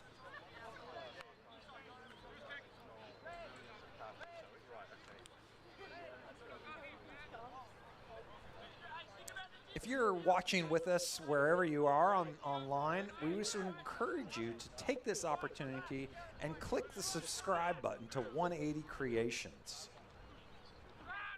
And it's a give to the running back, and he's got nowhere to go again, Kai Cooper. Please feel free to click on the subscribe button to 180 Creations. They are one of the major provider for the live stream for here for Gridiron Association of South Australia. And we are grateful for them and their partnership. And they bring a lot of great content. And we've got 4th and 18. Let's hope the snap isn't high. It's not. He's able to catch it, and he gets it off. Not quite as good of a snap. Oh, and it hits the player, but it hit the Shark player. It looked like it hit the Shark in the back of the leg. So it's going to be down He was able to get the ball off, give him some field room. It's going to be right around midfield. 40-yard line, roughly, of the Sharks. So the Monarchs get good field position. They've got a short field as their offense, who's started clicking, especially with that run game. That quarterback has just been able to scramble and make some things happen.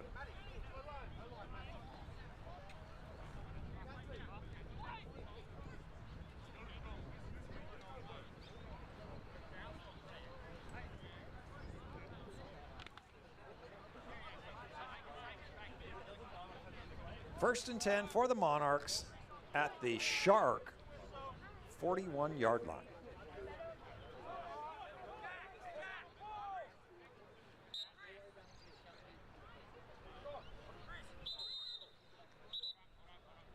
We got an official's whistle. Just looked like we had something happening on the sideline there. It's got all cleared up now.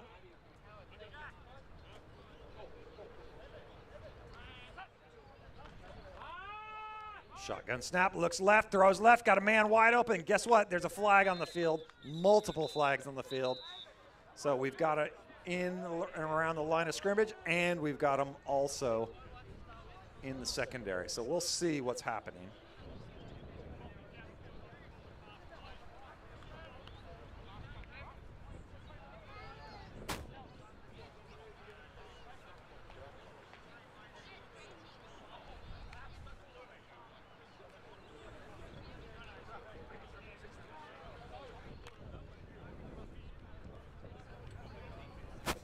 Pass interference on the offense. 15 yards from the previous spot. Replay first down. Oh, that hurts. That hurts the Monarchs. So we have offensive pass interference. Not what you typically see called, but a lot of times what happens is the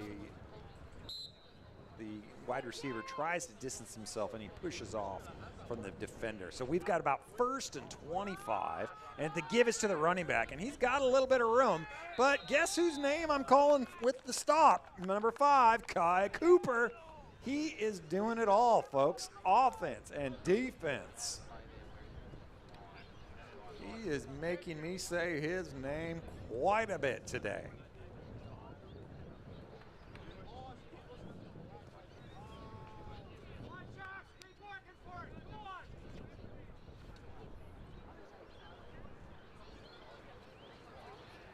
Big number 59. Look at how tall that man is. I say man intentionally. Ethan Morton. Wow, he's a specimen. And he throws to the left. He's got a quick screen out intended for number 27. And he didn't have much time. Intended for Chris O'Donohue. Didn't have much time to get that ball off.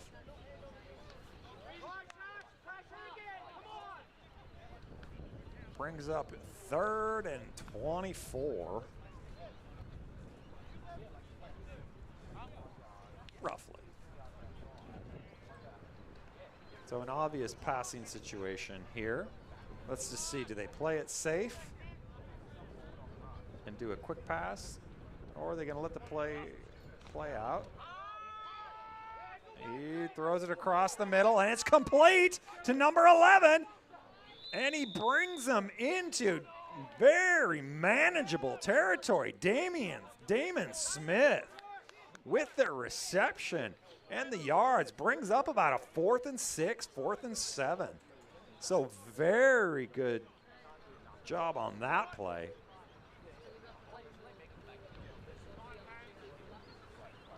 Nice job, number 11.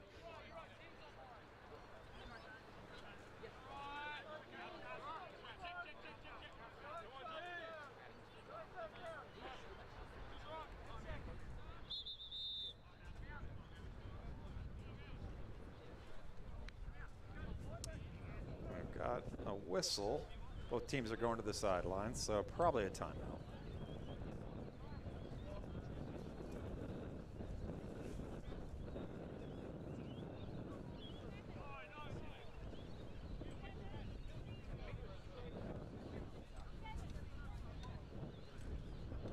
You can see the referees are writing in their books. So usually that's a signal for a timeout. Timeout to the ACT. This is their first timeout for the half. So you see ACT not shy in using their timeouts.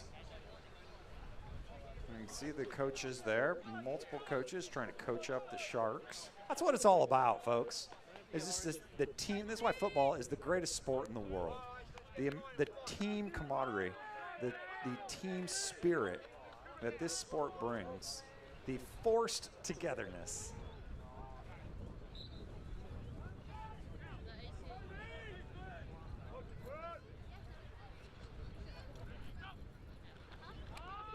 The ACT quarterback rolls left, and he throws it intended. Oh, we've got, another flag. He had a man. He was covered, but he had a man.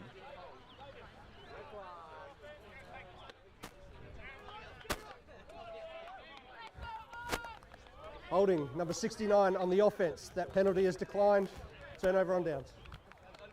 There you go, holding on number 60.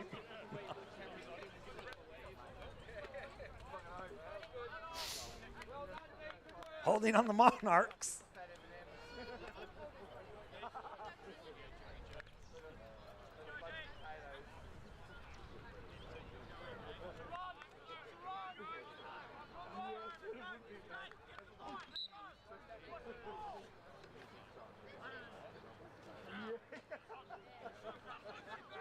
South Australia has the ball, turnover on downs, and it's complete! And they get a complete pass. It's only for a few yards, but they got that complete. Number 24, Andrew Sue.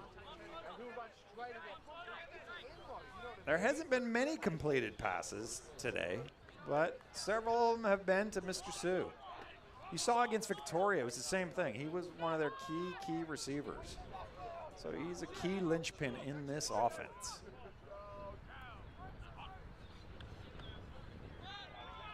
They give to the running back around the right side.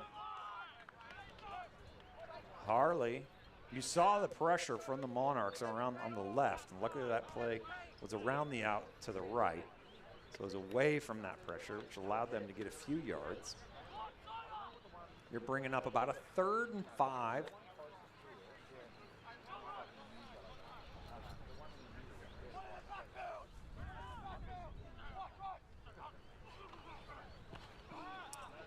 Oh, and it's intended again.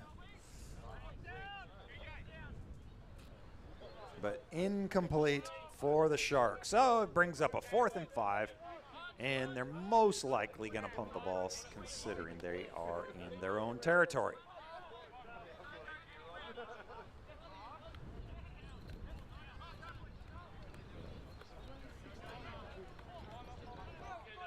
We've got ourselves a good matchup between two even teams.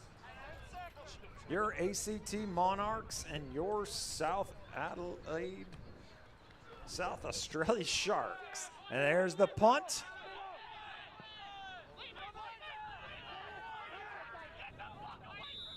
So it's going to be your Monarch ball around your own 39-yard line.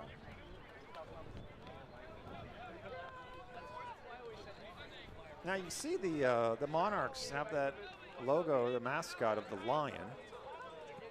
I always thought a monarch was a butterfly, so I kind of, I thought, sharks versus butterflies. That's done and dusted. But looks apparently it's a lion.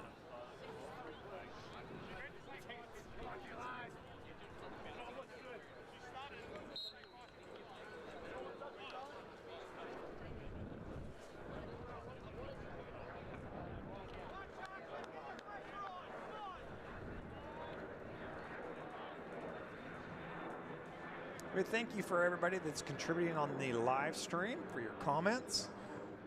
And we encourage you guys, please keep commenting, keep subscribing, please keep sharing. We're very grateful for 180 Creations and their amazing job that they've done putting this together. We want to thank Surgical Solutions for their sponsorship You can see we got a little bit of gear issues here. Just some brotherly love, trying to make everything all right. No, it looks like he's going to get sent off.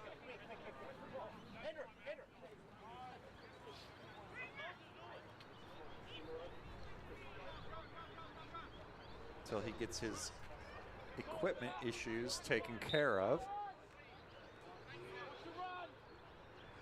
1st and 10 for the Monarchs. Give it around to the left side, breaks a tackle, and he's brought down with authority, number 18, Tim Tuikapa. Brings up a 2nd and 5.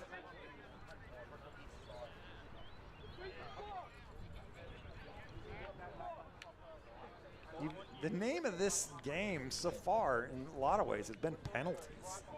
You've just seen the Monarchs have just been inundated with penalties. Let's hope they can stop them here, stop the penalties here. 2nd and 5. And he's brought down again, only a yard or two. Good luck to the Monarchs trying to run through Tim. 3rd and 3.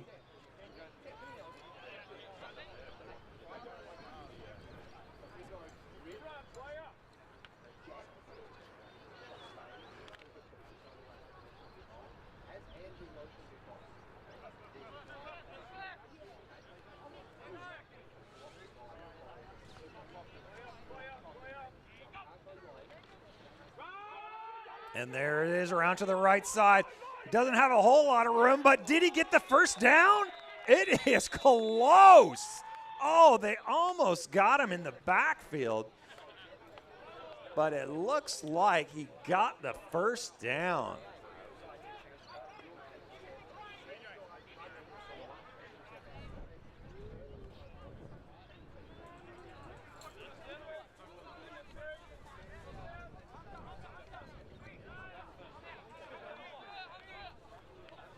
And they do. They move those chains, so you've got yourselves a Monarch first down.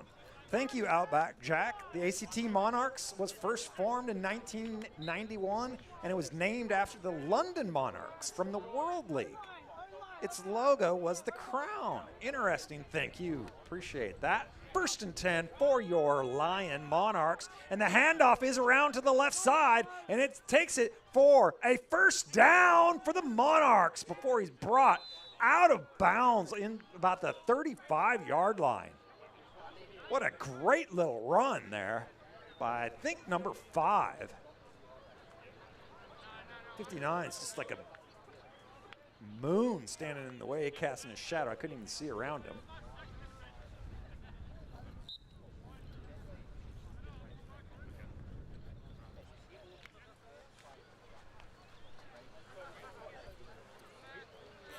So the original crown logo was then updated and refreshed to a lion, not a lawn.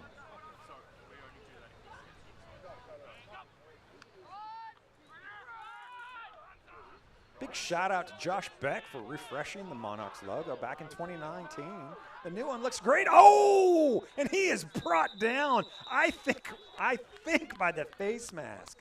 Oh, that does not look good.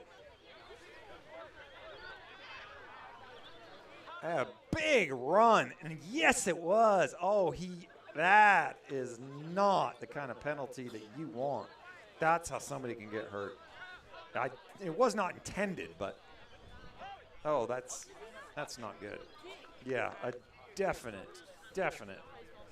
face mask. Personal foul, face mask, number 46 on the defense. Half pitch to the goal, first down. So that is huge, a huge movement for the Monarchs. Penalty on number 46. So they are in prime striking position, the Monarchs. This is where those 2-point conversions come into play and are so important, especially if they score here. The give is to the running back around the left side. He's got one man to beat, gives him the don't argue, but he can't go anywhere. Good job by the Sharks stringing him out on that play. Number 21, Callum Sneeden, and number 44 or 42, Thomas Delia.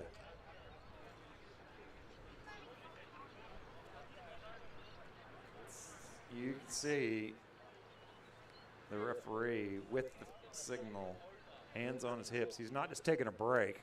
That's the symbol for offsides. So we'll see if they wave it off or if they see that they make that call. Obviously they're having a discussion about it.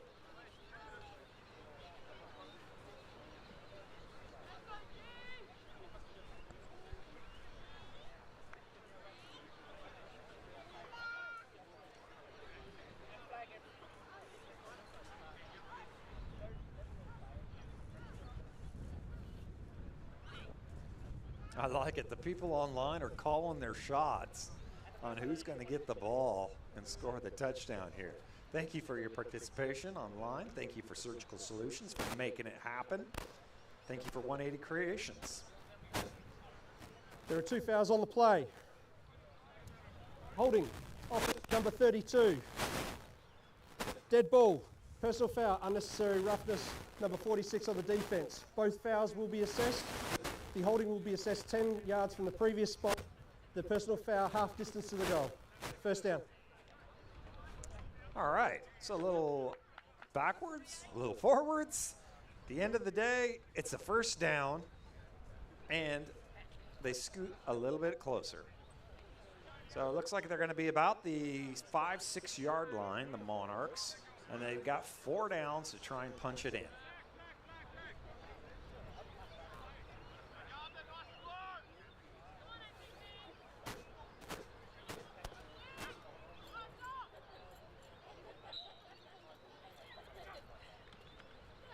The give is to the running back, and he keeps his legs churning, and he is in for the Monarch touchdown. Number 34, Andrew Robinson, representing your Monarchs well. And guess what? It's 14-6 with the opportunity to take it and make it a 2-score ball game. This is how important those 2-point conversions are.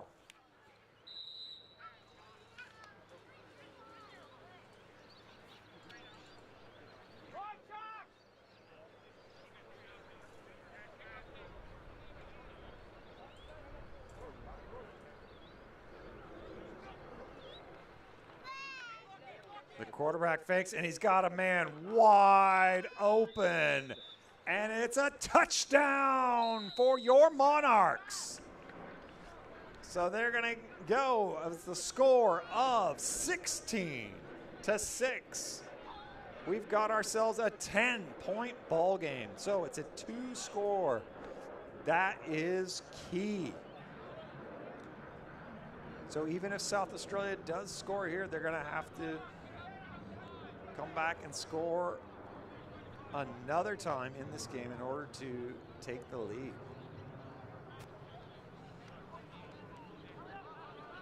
You saw ACT, they were just knocking on the door over and over and over, and they finally got it in.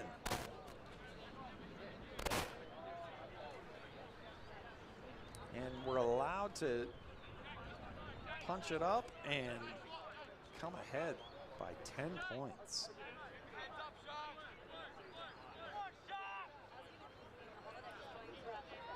So if you're South Australia, you're playing in front of your home fans here, you've got to just clear your head,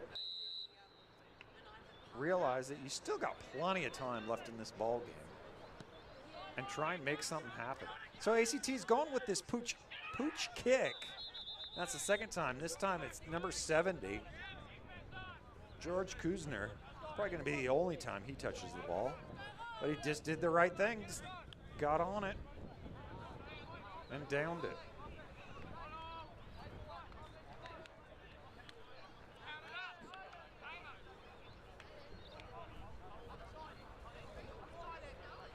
be your Sharks ball. 1st and 10.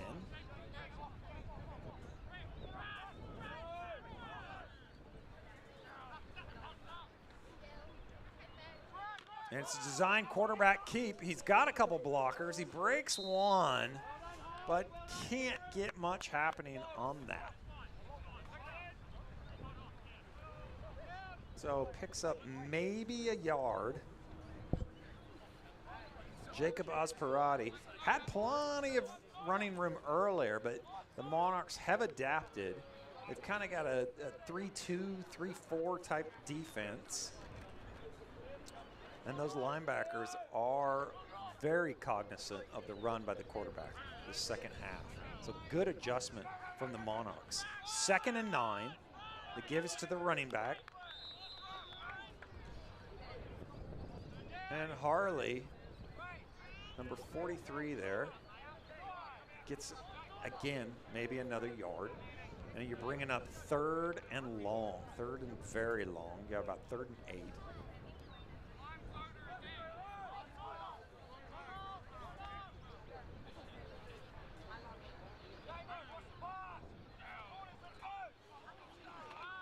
Drops back.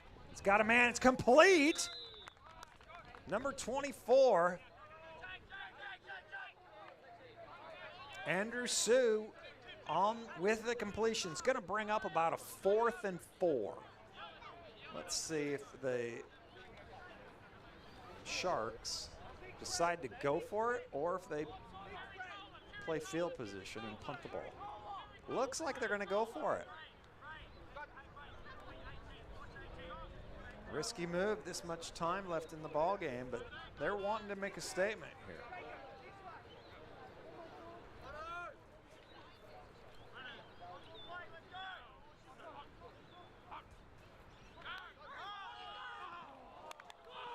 And it's a low pass in the dirt. So we've got a turnover on downs, and it's going to be 1st and 10 for ACT.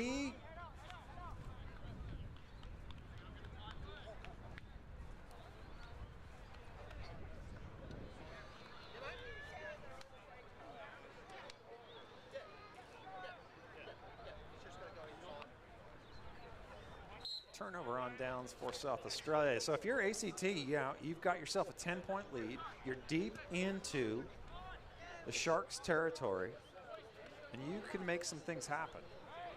And you could really, really, really put the Sharks in a big hole if you can score here.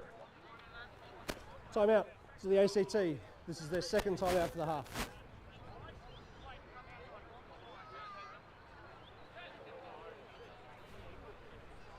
And if you are the Sharks on offense, you're just going to try and regroup.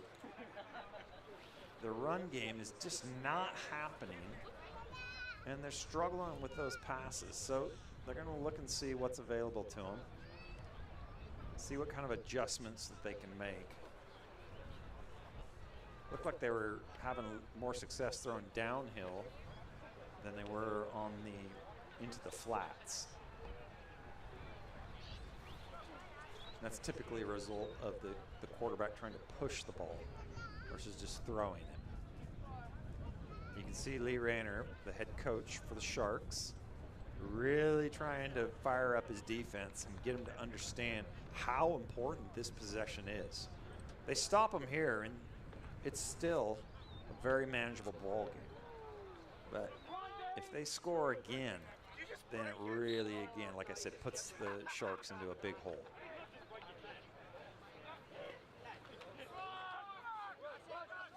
It gives to the running back.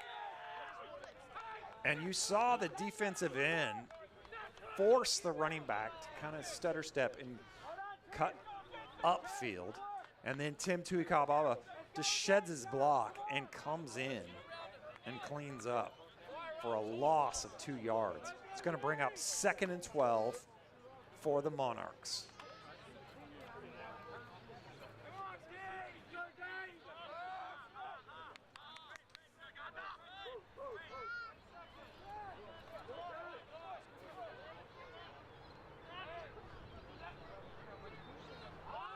The Monarch, he's looking for the flag. That's a dangerous throw up high. Two Sharks overrun the receiver. They had visions of a pick six. Both of them did, and they overran the receiver. Luckily, there was a third player, a third Shark there to clean them up. That was very dangerous. The Sharks read that one all the way. So it looks like we're going to have about 3rd and 14.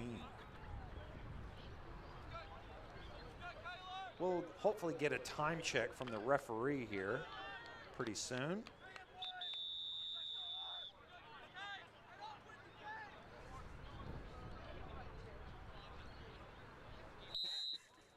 And there is your end of the quarter. So at the end of 3, we've got the ACT Monarchs 16, your South Australian Sharks 6.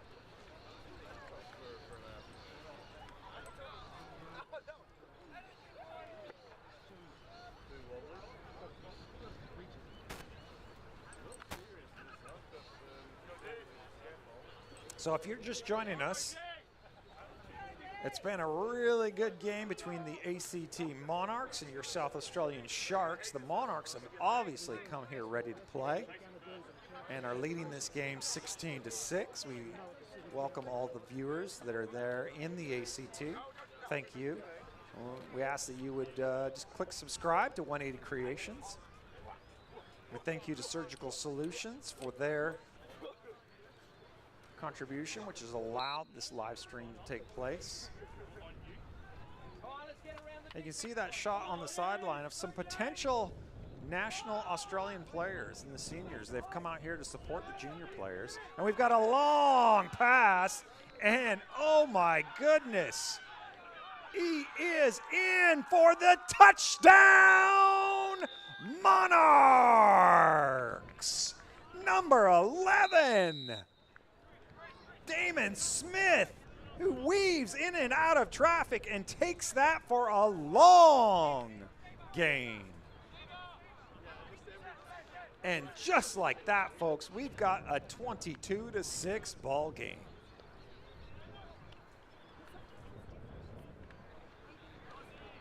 As the Monarchs are gonna go for the 2-point conversion.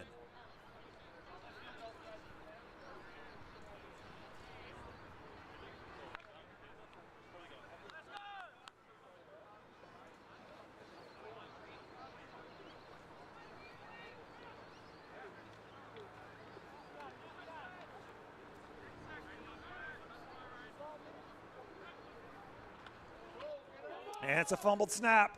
Number 17 tries to make something happen. And he just can't. Chris K. I say K because I don't want to butcher his last name, so we'll just call him Chris K. Tries to run that in around the right side and can't quite get there. So after that one play of the 4th quarter, all of a sudden, the Sharks are in very dangerous territory. And it's not their blood that's in the water. Or excuse me, it is their blood that's in the water.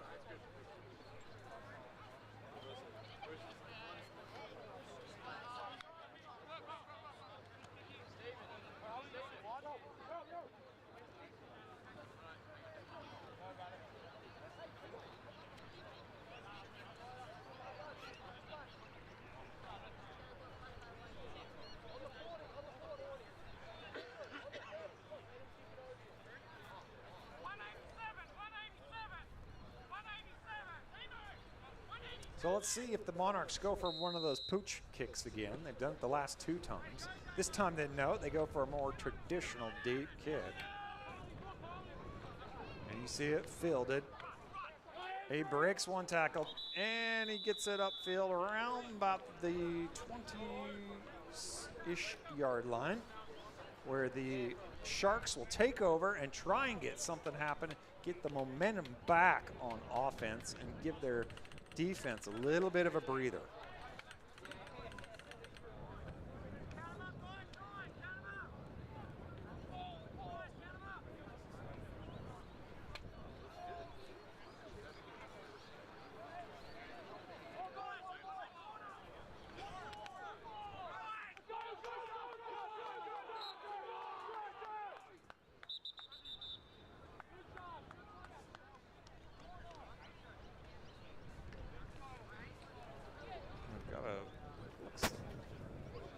Timeout to the ACT. This is their third and final timeout for the half. They have used their ACT is now without timeouts. They have used their timeouts more liberally than I think I've seen any other team. But it hasn't cost them. It has not been to their detriment. So they're there to be used, and they use them. South Australia and their offensive coordinator, Simon Whitehead, giving them some instructions on what to do in the huddle.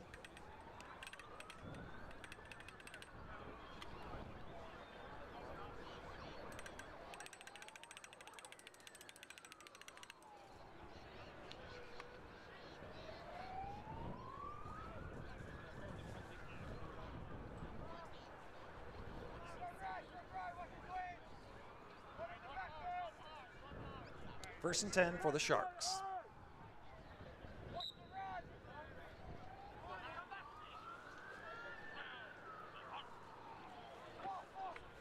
And we're definitely going with the pass, and it's intended for the wide receiver.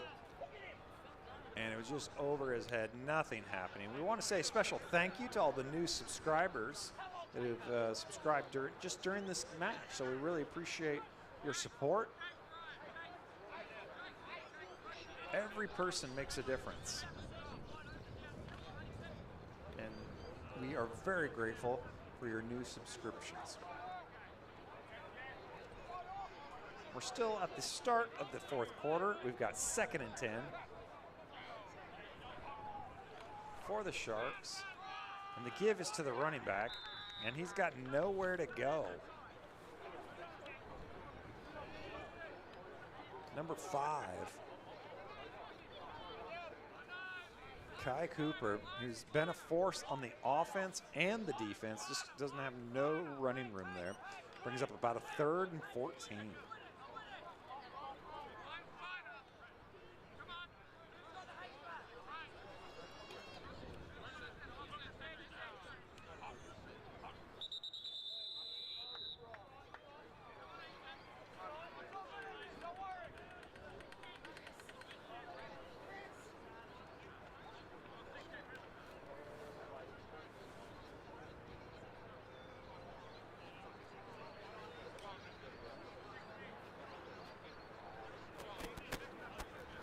Right of the snap, false start, number 68 on the offense. 5 yards from the previous spot, still 3rd down.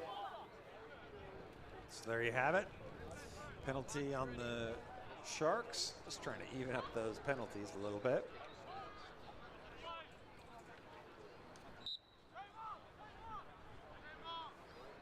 That puts them into a very difficult 3rd and long. 3rd and 19 for the Sharks.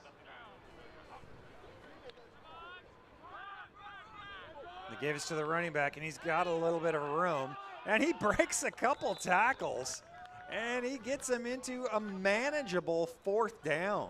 So let's see what happens here if they decide to continue to go for it, or are they going to punt the ball? So they've got it from a 3rd and 15 to about a 4th and 7. It is doable.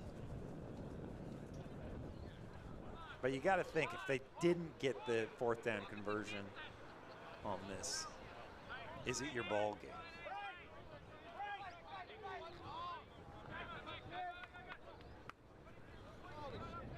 And the Sharks are going to try and keep themselves in this game and do a nice punt into the Monarch territory, but he breaks a couple tackles and brings it out past midfield into Shark territory.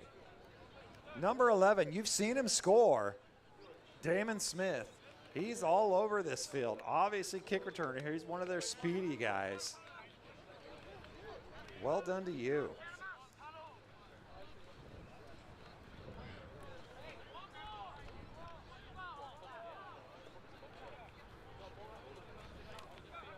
This Shark defense has been out on the field quite a bit today. They've got to be tired.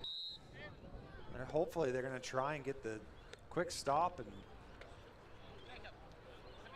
get their offense back out on the field.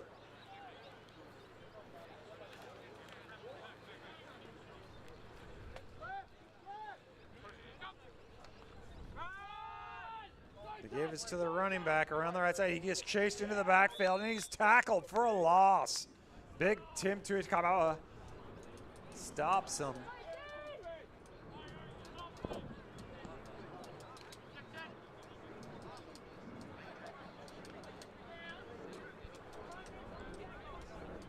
It's going to bring up a 2nd and 15 or longer. To a certain degree, you got to think the Sharks are just going to be, the Monarchs are just going to be content to run this out, even though they've still got a lot of time left.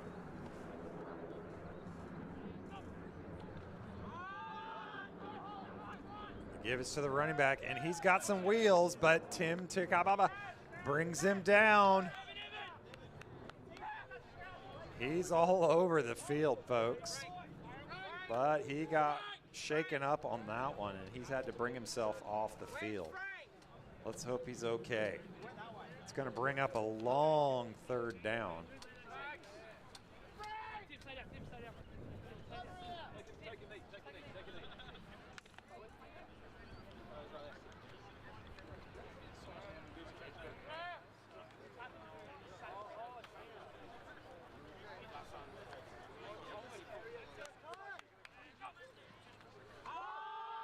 And they throw the ball, and it's intercepted by the Sharks around the right sideline.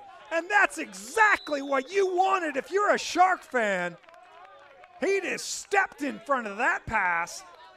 Looked like that was that number 34? Evan Woodward with the interception. That was a little bit of a gift from the Monarch quarterback. So now the Sharks have it in the Monarch territory, deep in Monarch territory. Let's see if they can get something going here.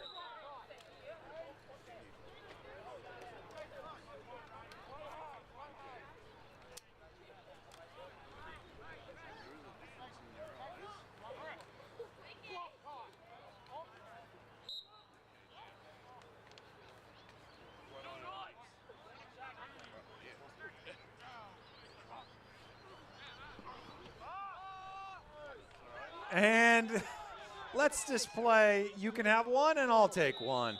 And the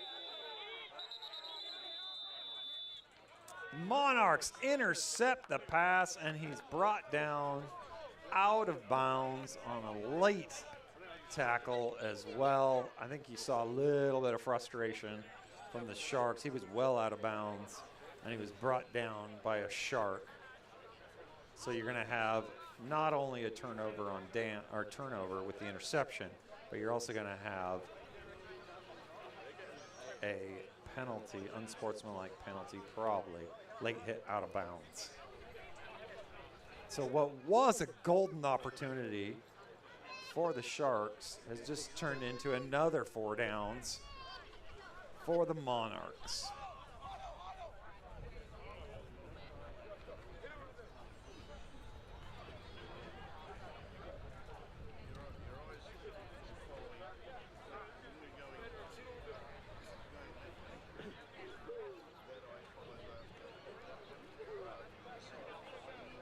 Let's see what the refs call on here on this situation.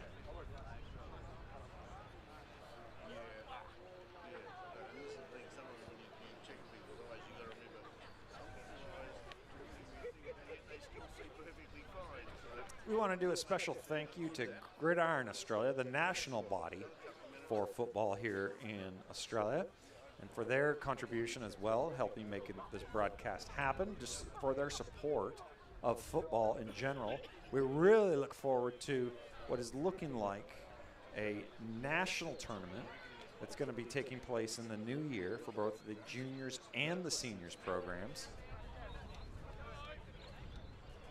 And we thank you for their governance and their support.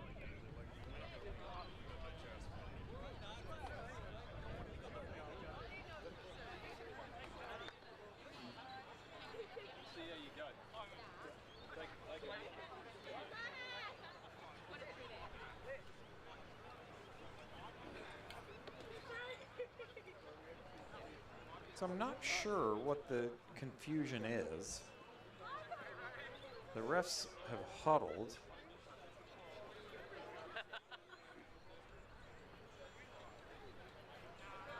And you see one of the referees, Gordon, long time referee here in South Australia, who threw a flag and threw his hat.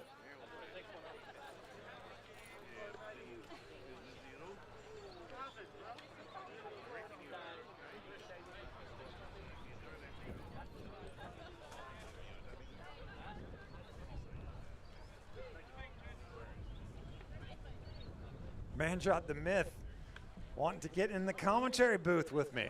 We would love that. How fun would that be? Let's get you over here for our next Monarch versus Shark game.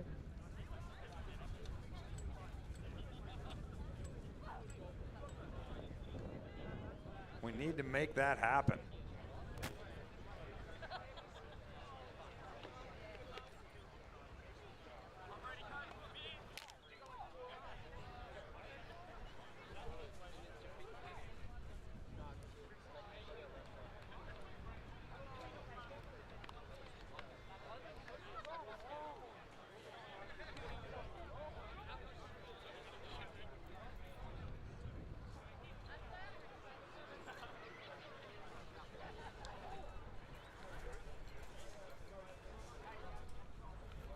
Yeah, we really are looking forward to next year's Nationals, both the juniors and the seniors. A venue has not been selected. There are 2 fouls on the play. Pass interference on the defense. And personal foul, unnecessary roughness, dead ball, personal foul, unnecessary roughness on the offense. Both fouls will be assessed.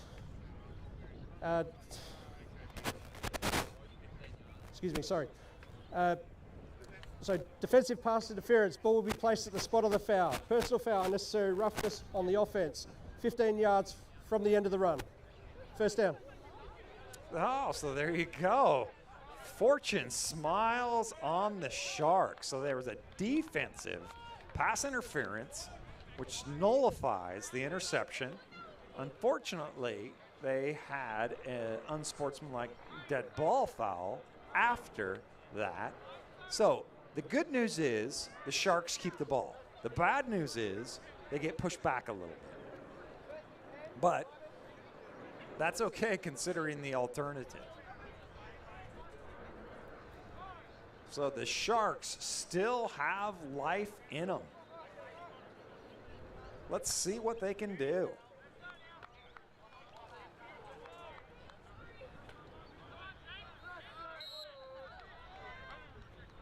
We've got a 1st and 10. Pressure, and he throws that ball up there. So you're seeing the Monarchs are just bringing pressure all day. Number 51, Jackson Brown, has been in the backfield all day, and you got it, folks. When in doubt, just look for the flag. No flag on the play. It was uncatchable. Hey, there we go. No flag on that play, so it brings up a 2nd and 10.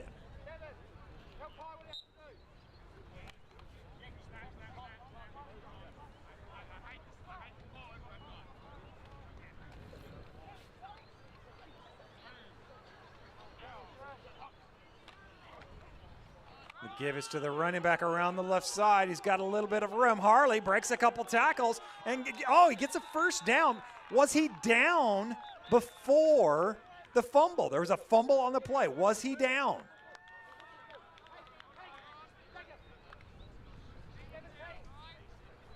Let's see. I think the ground caused the fumble.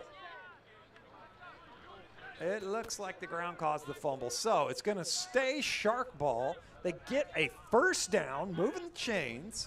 Hey, there we go.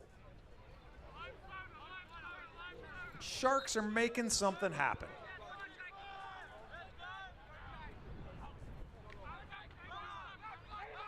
The pressure again, lofts the ball, and he's got a man, and he takes it in for a Shark touchdown.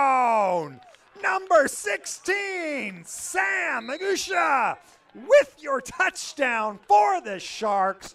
And guess what, folks? If they can convert this 2-point try, they are going to be back in this and make it a one-score ball game. If you're the Monarchs, this is not over. Oh, my.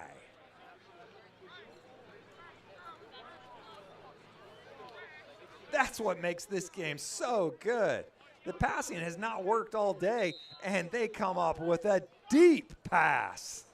Complete. He scored in the first game that the Sharks had against Victoria, and you've seen him score here. Sam Magusha.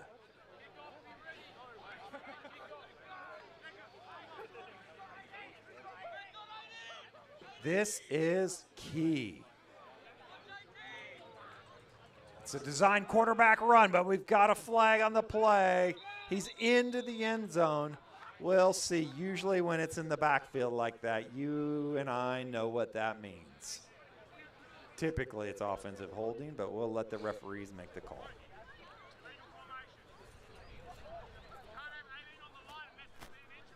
I think it's illegal formation.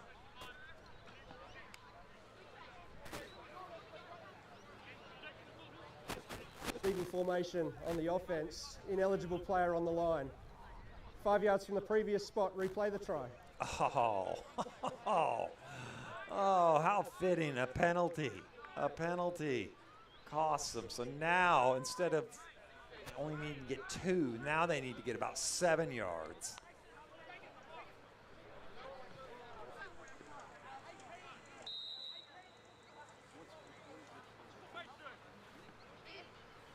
So just as important, but now it's a little bit more difficult because you've got 7 yards you've got to get.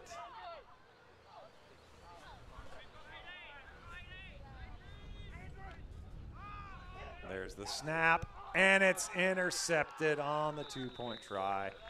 He just needed he had his man beat. He just needed a little bit more on it. Number 24, Rain Nang, with the interception on the 2-point try. So the Sharks still have a long road to go. Down by 10 with roughly 6-7 minutes left in the ball game. It's definitely doable. They've got themselves back in this game. And let's see if they can make something happen.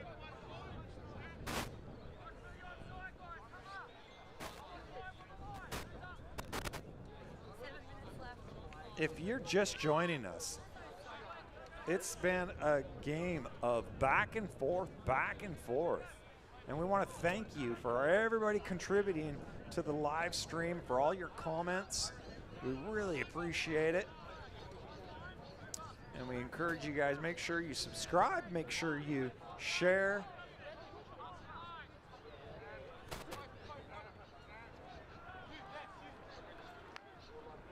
How cool is it that we've got some people that Justin Watson, who played in the very first Junior Monarchs game back in 1991. Justin, you and I were about the same age then. And you're right, there wasn't a whole lot of passing in those days. It was a run-heavy game back then, all around the world. And it's fielded by the Monarchs, and If we were playing AFL, that would have been a high tackle. But in the NFL, as long as he didn't horse collar him or get him in the face mask, I think we're all right there. So the Monarchs, let's see what they do. They've been pretty daring. They haven't just tried to run out the game by any stretch. They've stuck to their script, and they said, we're here to play. We didn't fly all this way just to kind of just play conservative football. You're seeing this air raid, and it's true to form. They're passing the ball. I was watching their quarterback pregame, and he can sling it.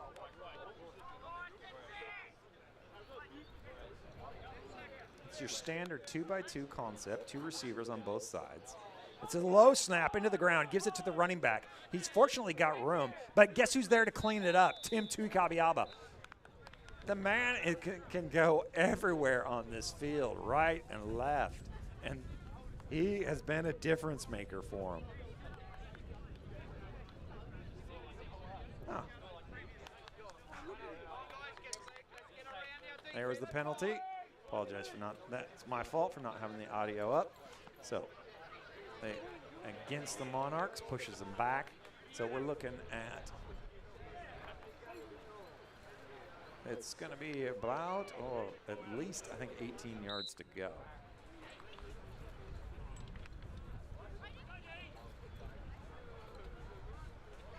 So it looks like it's going to be a replay of first down.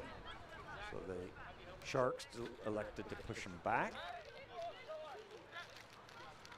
Oh, it's another low snap. Is that a fumble? It's picked up. Oh, the Monarchs keep it. But, oh, my. That is what you don't want to see happen if you're a Monarch fan. And, you know, when we started this game, it was kind of dead heat, even Steven.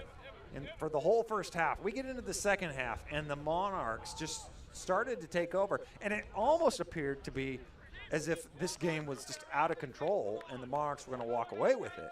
But you've seen the Sharks have just hung on, and they've said, no, this is our home ground. We're here to play football. And the momentum has definitely swung back in the Sharks' favor. Let's see if the Monarchs can get a long pass. They've converted on a couple long plays here. Previously, we've seen it. So let's see if it can happen again. You've had a couple bad snaps by that center from the Monarchs. So hopefully he's not in his head. Looks like they brought pressure, the Sharks did, but he got around it. How many tackles can one man make? Tim Tuikabiaba. Just making it so hard.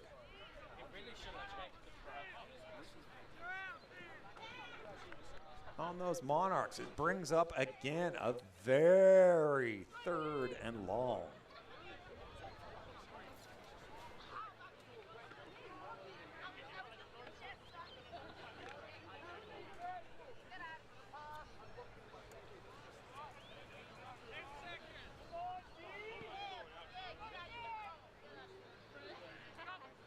Is a key 3rd down for the Monarchs. They give it the ball, they keep it on the ground. They don't want to take any chances. And he is brought down, looks like about the 5-yard line. Is there a flag on the play? Or is, no. So we've got a 4th down. Now, we cannot stress how important this 4th down is. Specifically the exchange between the center and the punter, this long snap, because this is where you can bring the pressure, and if you get pressure and cause a bad snap or cause that punter to mishandle the snap, it could result in a catastrophic touchdown for the Sharks. So let's see what happens here.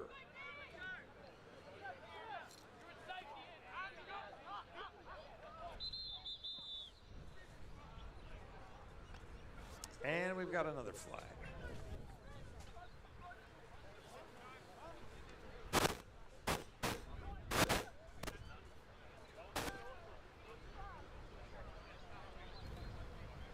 False start on the offense.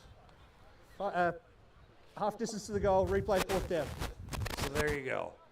Pushes them back, and it makes it even more. So now that punter is probably going to be standing in the end zone. And you know those guys are hungry, and they're just cannot wait to come after that ball as soon as it's snapped.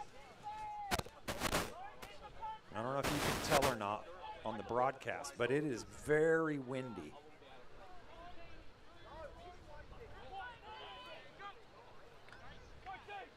And he gets the snap off, gets the kickoff. It's not a deep kick at all. And it's going to be returned by number 24. And he takes that inside the 20-yard line, inside the 15, the 10, the 5. Touchdown, Monarchs! Touchdown, Sharks! Holy cow! I just got so excited there. Touchdown, South Australia.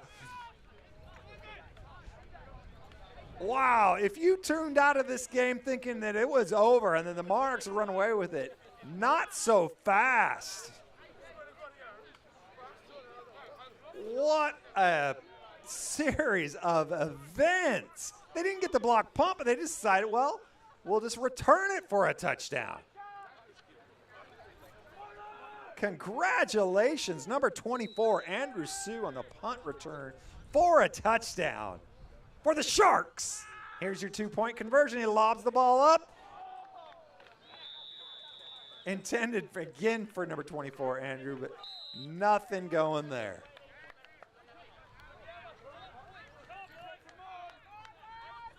So, it's not that often that you get a 4-point ball game, but that's what we've got here with your Monarchs 22, your Sharks 18.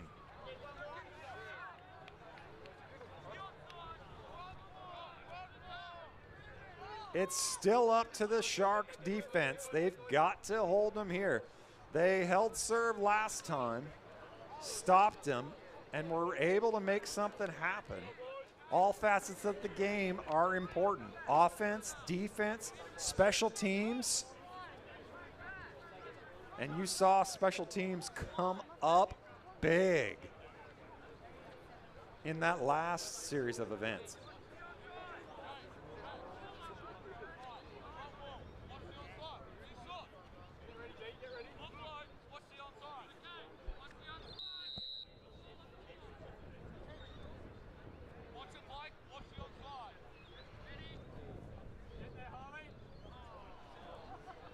What a game. We've got life in this ball game. We'll get a time check with the referees coming up.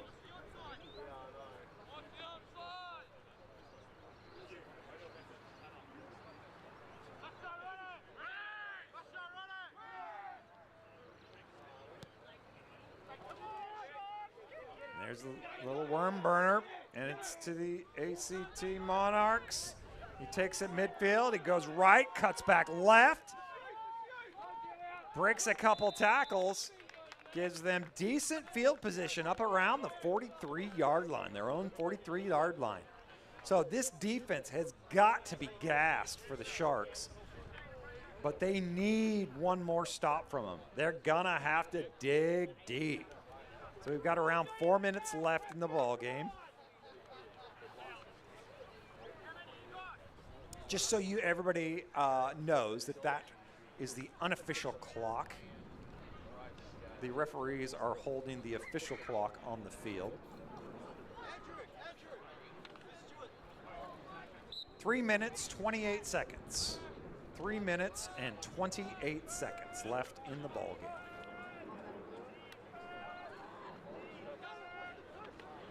Low snap, the give is to the running back up the middle, breaks one tackle, and he is met by big number 67. He just runs into a wall.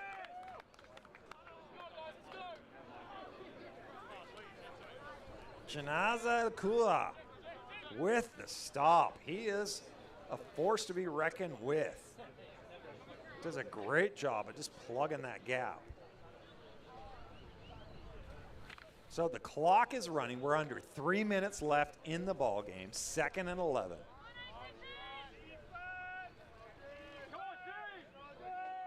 The Sharks got some timeouts to play with here.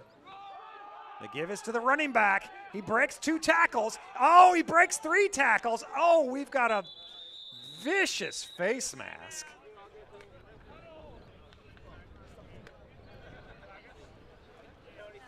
So that's going to be a massive penalty against the Sharks.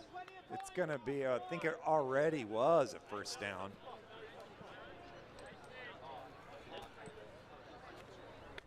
Now that's going to force South Australia to use their timeouts if they want to get this ball back.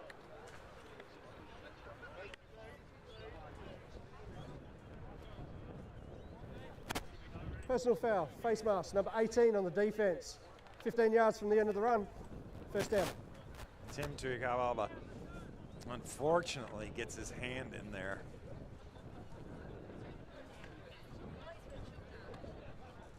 Yeah.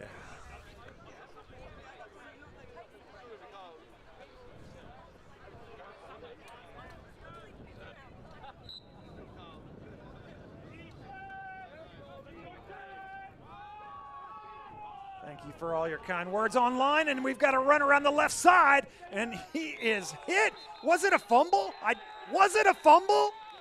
No, referee Gordon is signaling that it's down. That it's down.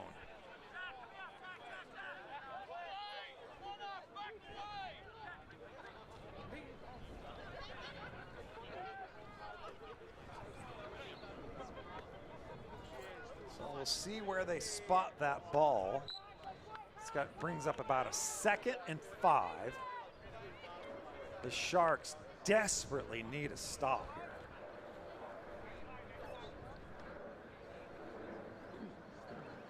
here. They are going to be relying on that run. Asking somebody to go into beast mode. You've got it, Manjot.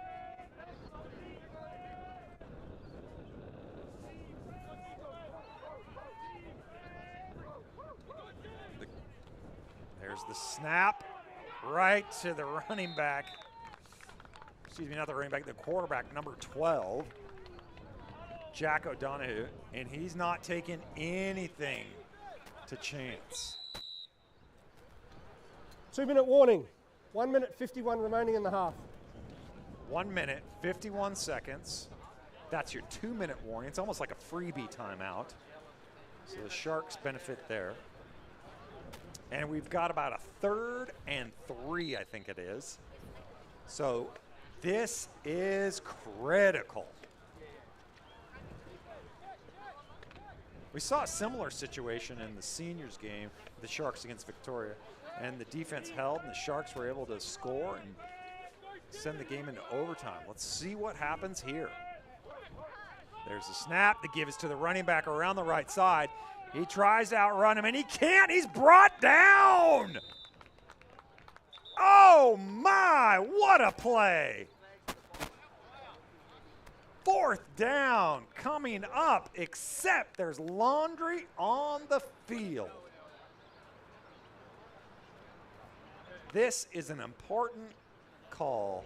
The fact that they're talking to the Sharks makes us think it's against the Monarchs, but we'll wait for the ref. Holding, number 13 of the offense. That penalty has declined. 4th down. There you go. 4th down. We've got about 1 minute 45 left. 4th and 3. They're deep into the Shark territory, so they're not going to punt it. 4th and 6, excuse me. And it's the quarterback. Oh, he evades pressure, and he breaks 1 tackle, breaks 2 tackles, but I don't think he gets the first down. Oh, here comes the Sharks. Oh, they've got some timeouts. 1 minute 38 left, and they've given themselves a chance, folks.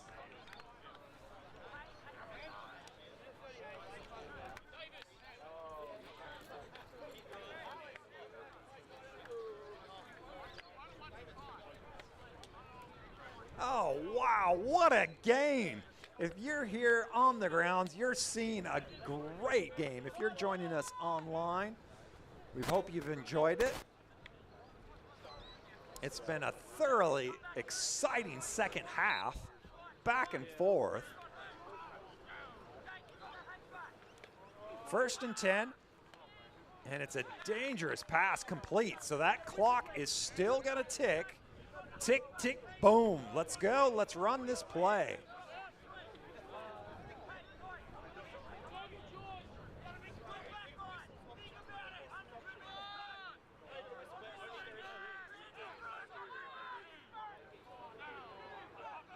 They're going to have to hurry up those after the plays if they want to get anything going. And if you're the Monarchs, you're happy with that. So now you're left with, we've got 3rd down. And it looks like the Sharks have used one of their timeouts. Timeout to South Australia. This is their first timeout for the half. So they've got 2 timeouts left. Obviously, if they don't get it here, they're going to go for it. A little over 1 minute There's left. 1 minute remaining in the game. 1 minute left in the game. 2 timeouts, down by 4. This is why we play the game, folks. Is this exciting or what? You can see Simon Whitehead giving his instructions to the troops. This is where ball security and, if you can, get out of bounds.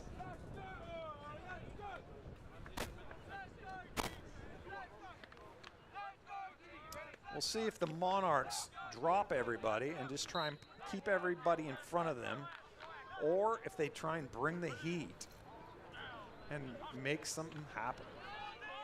They just bring 3, and it's a deep pass intended, for number 24 into double coverage, and just had no chance on that play. Brings up, this is your ball game, folks. In essence, I mean, the Sharks still have 2 timeouts, but this is pretty much your ball game. 4th and 5. You can't say the Sharks have not had their chance.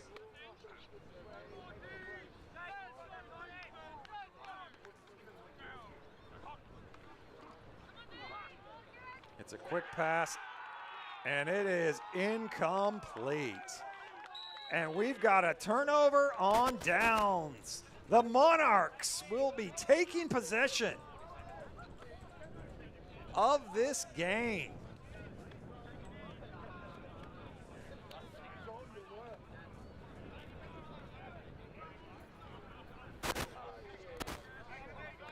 They just could not quite come up with it if you're a Shark fan there.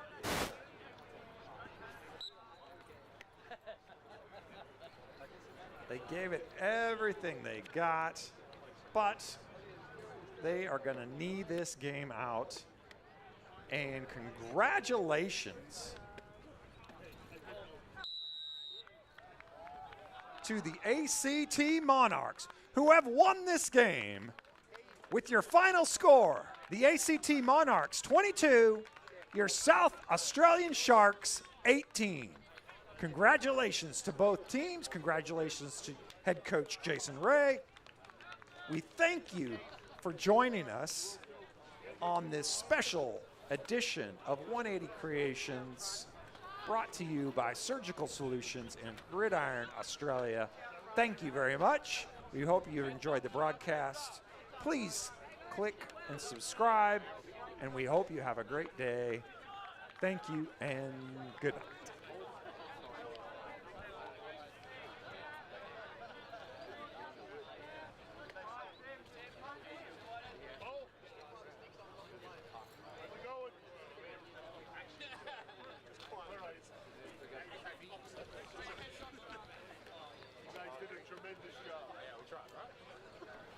Good job, Jake. Because wash pit. Nice shorts.